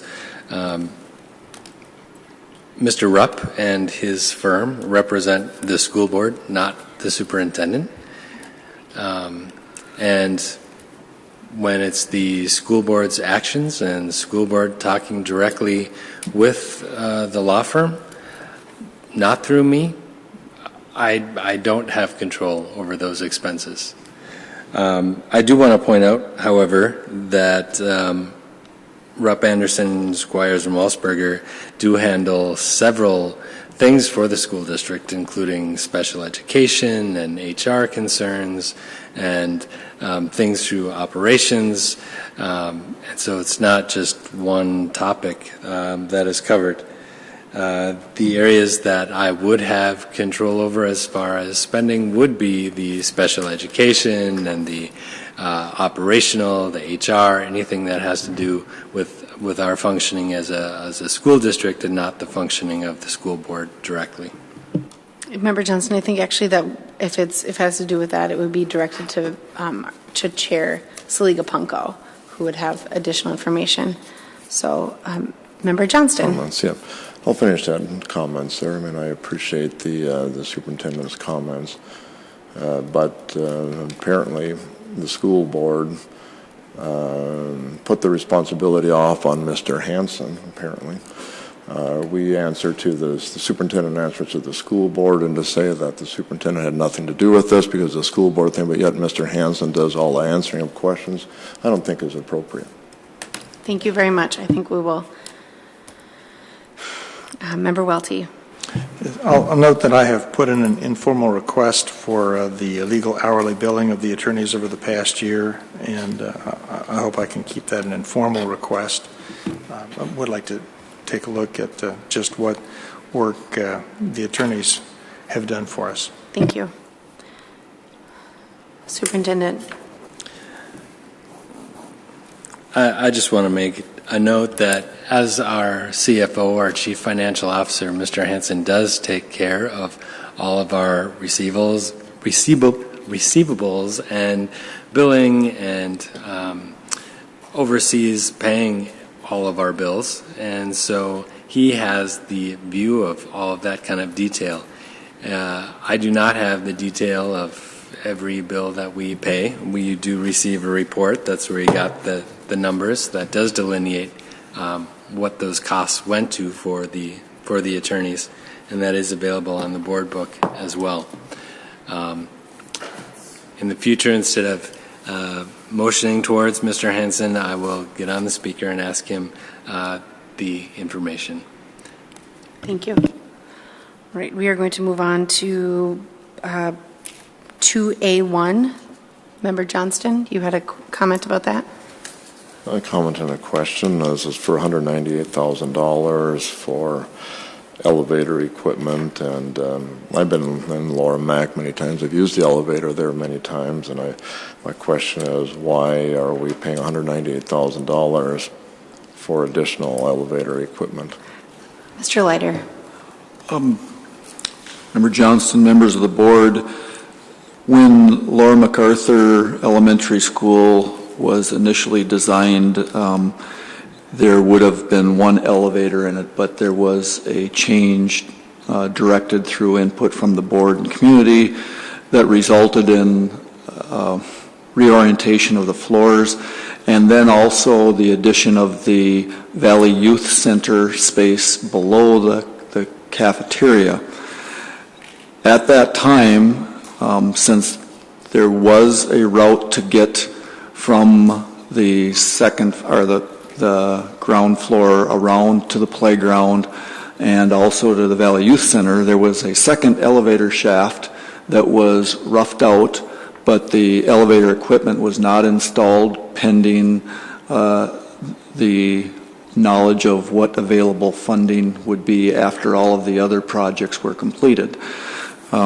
that is why, once we got to the point of knowing there were additional funds available, I recommended that we complete the installation of that elevator equipment. So it's an existing elevator shaft that did not have the equipment installed in it. Was this part of the $5 million projects that we had passed here, about 6 months ago or a year ago? Where was that on that project list? What we passed was like $5 million. I think you recall what I'm talking about. Mr. Leiter. I'm sorry, Member Johnson, I should have mentioned that yes, this is part of that work scope that was identified. Thank you. All right, 3A. Member Johnston? I was just going to point out to the board on a cautionary note that that we passed a change to the school board elections, but then we came back and decided that that wasn't legal. I asked at the time that we should be somewhat make sure what the law says before we go ahead and do this. The board made the attempt to go ahead and do this. Despite that, then we found out that yes, what we passed was literally illegal. Now we're putting it back to the way it was. So I don't have any objection to this particular policy. Just saying, I think the board should be a lesson learned that we should be a little more cautionary when it comes to policies, and look at what the law actually says, and maybe even listen to some of the other board members when they bring up concerns about what the board is doing. Thank you. Member Merneke. We did it correctly. We did it correctly. I don't need to be warned by you. What we did was we anticipated a change that would save us some money, but we needed the state legislature to approve it. So what we did was what we said, this is what we'd like to do pending action from the state legislature. State legislature didn't take it up. It's not our fault, but what we did was pre-plan. In case the state legislature did this, we would have been ready. It was smart. It was the way to do it. And the state legislature didn't take it up, so we just had to go back. It's not a big deal. And this is the second time you brought this up. Like, we've done some great mistake. We didn't. What we did was correct. We were going to go to even-numbered school years pending a change by the state legislature. The state legislature didn't take it up. It wasn't our fault. It was no one's fault. And so now we have to go back to this. Member Johnston. I would suggest Mr. Merneke not freak out when I make a comment. Excuse me, gentlemen. Gentlemen. Member Johnston. Member Merneke. We're going to have a civil discussion. Member Merneke, please. Member Johnston, the floor. Thank you. Thank you. I mean, I simply said that I thought we could have done better planning. That's all I said. I didn't say that this was a horrible criminal activity. I said that we should take a little more thought when we do this. That's all I said. And again, I'm asking Mr. Merneke not to freak out. Thank you. And Member Merneke, we've heard. My button. I didn't freak out. I'm talking. I didn't freak out. If you want to look at the tape, if you want to look at the video, I'm talking like this. I'm not freaking out. And I resent that. All right, gentlemen, I'd encourage you to, we're going to move on from this. So that concludes our business committee. All those in favor of our business committee report, say aye. Aye. Aye. Opposed? Motion passes 5-1, and that is our business committee meeting. And the reports of the standing committee. There are no special resolutions, questions, or other, and so I move to Member Johnston. Did you knock on the? Were you knocking? Please don't knock on the. Thank you. You do not need to wrap. I was looking up. I'm looking through. So it's been a very civil meeting. So I'd appreciate it. Continue to be that through the end. Thank you. Pardon me, I thought you were going to adjourn the meeting on my part. I was not. I was looking through the end. So thank you. A brief comment. Just on the comments at the end here, again, Mr. Cole presented this. Again, I don't know anything about this, and I'm having a hard time hearing you. Thank you. I would ask that the superintendent pass on information that was sent to the administration on to the board concerning this proposal that was presented to us by Mr. Cole. Superintendent. I have not received anything formal from Mr. Cole in the form of a offer or purchase agreement or definite plan. If there is such time that he does make a viable proposal, we would certainly bring it to the board. Thank you. And I just encourage folks, there's lots of really good stuff going on in our schools over the summer, and we just encourage people to do that and have a great rest of July. This meeting is adjourned.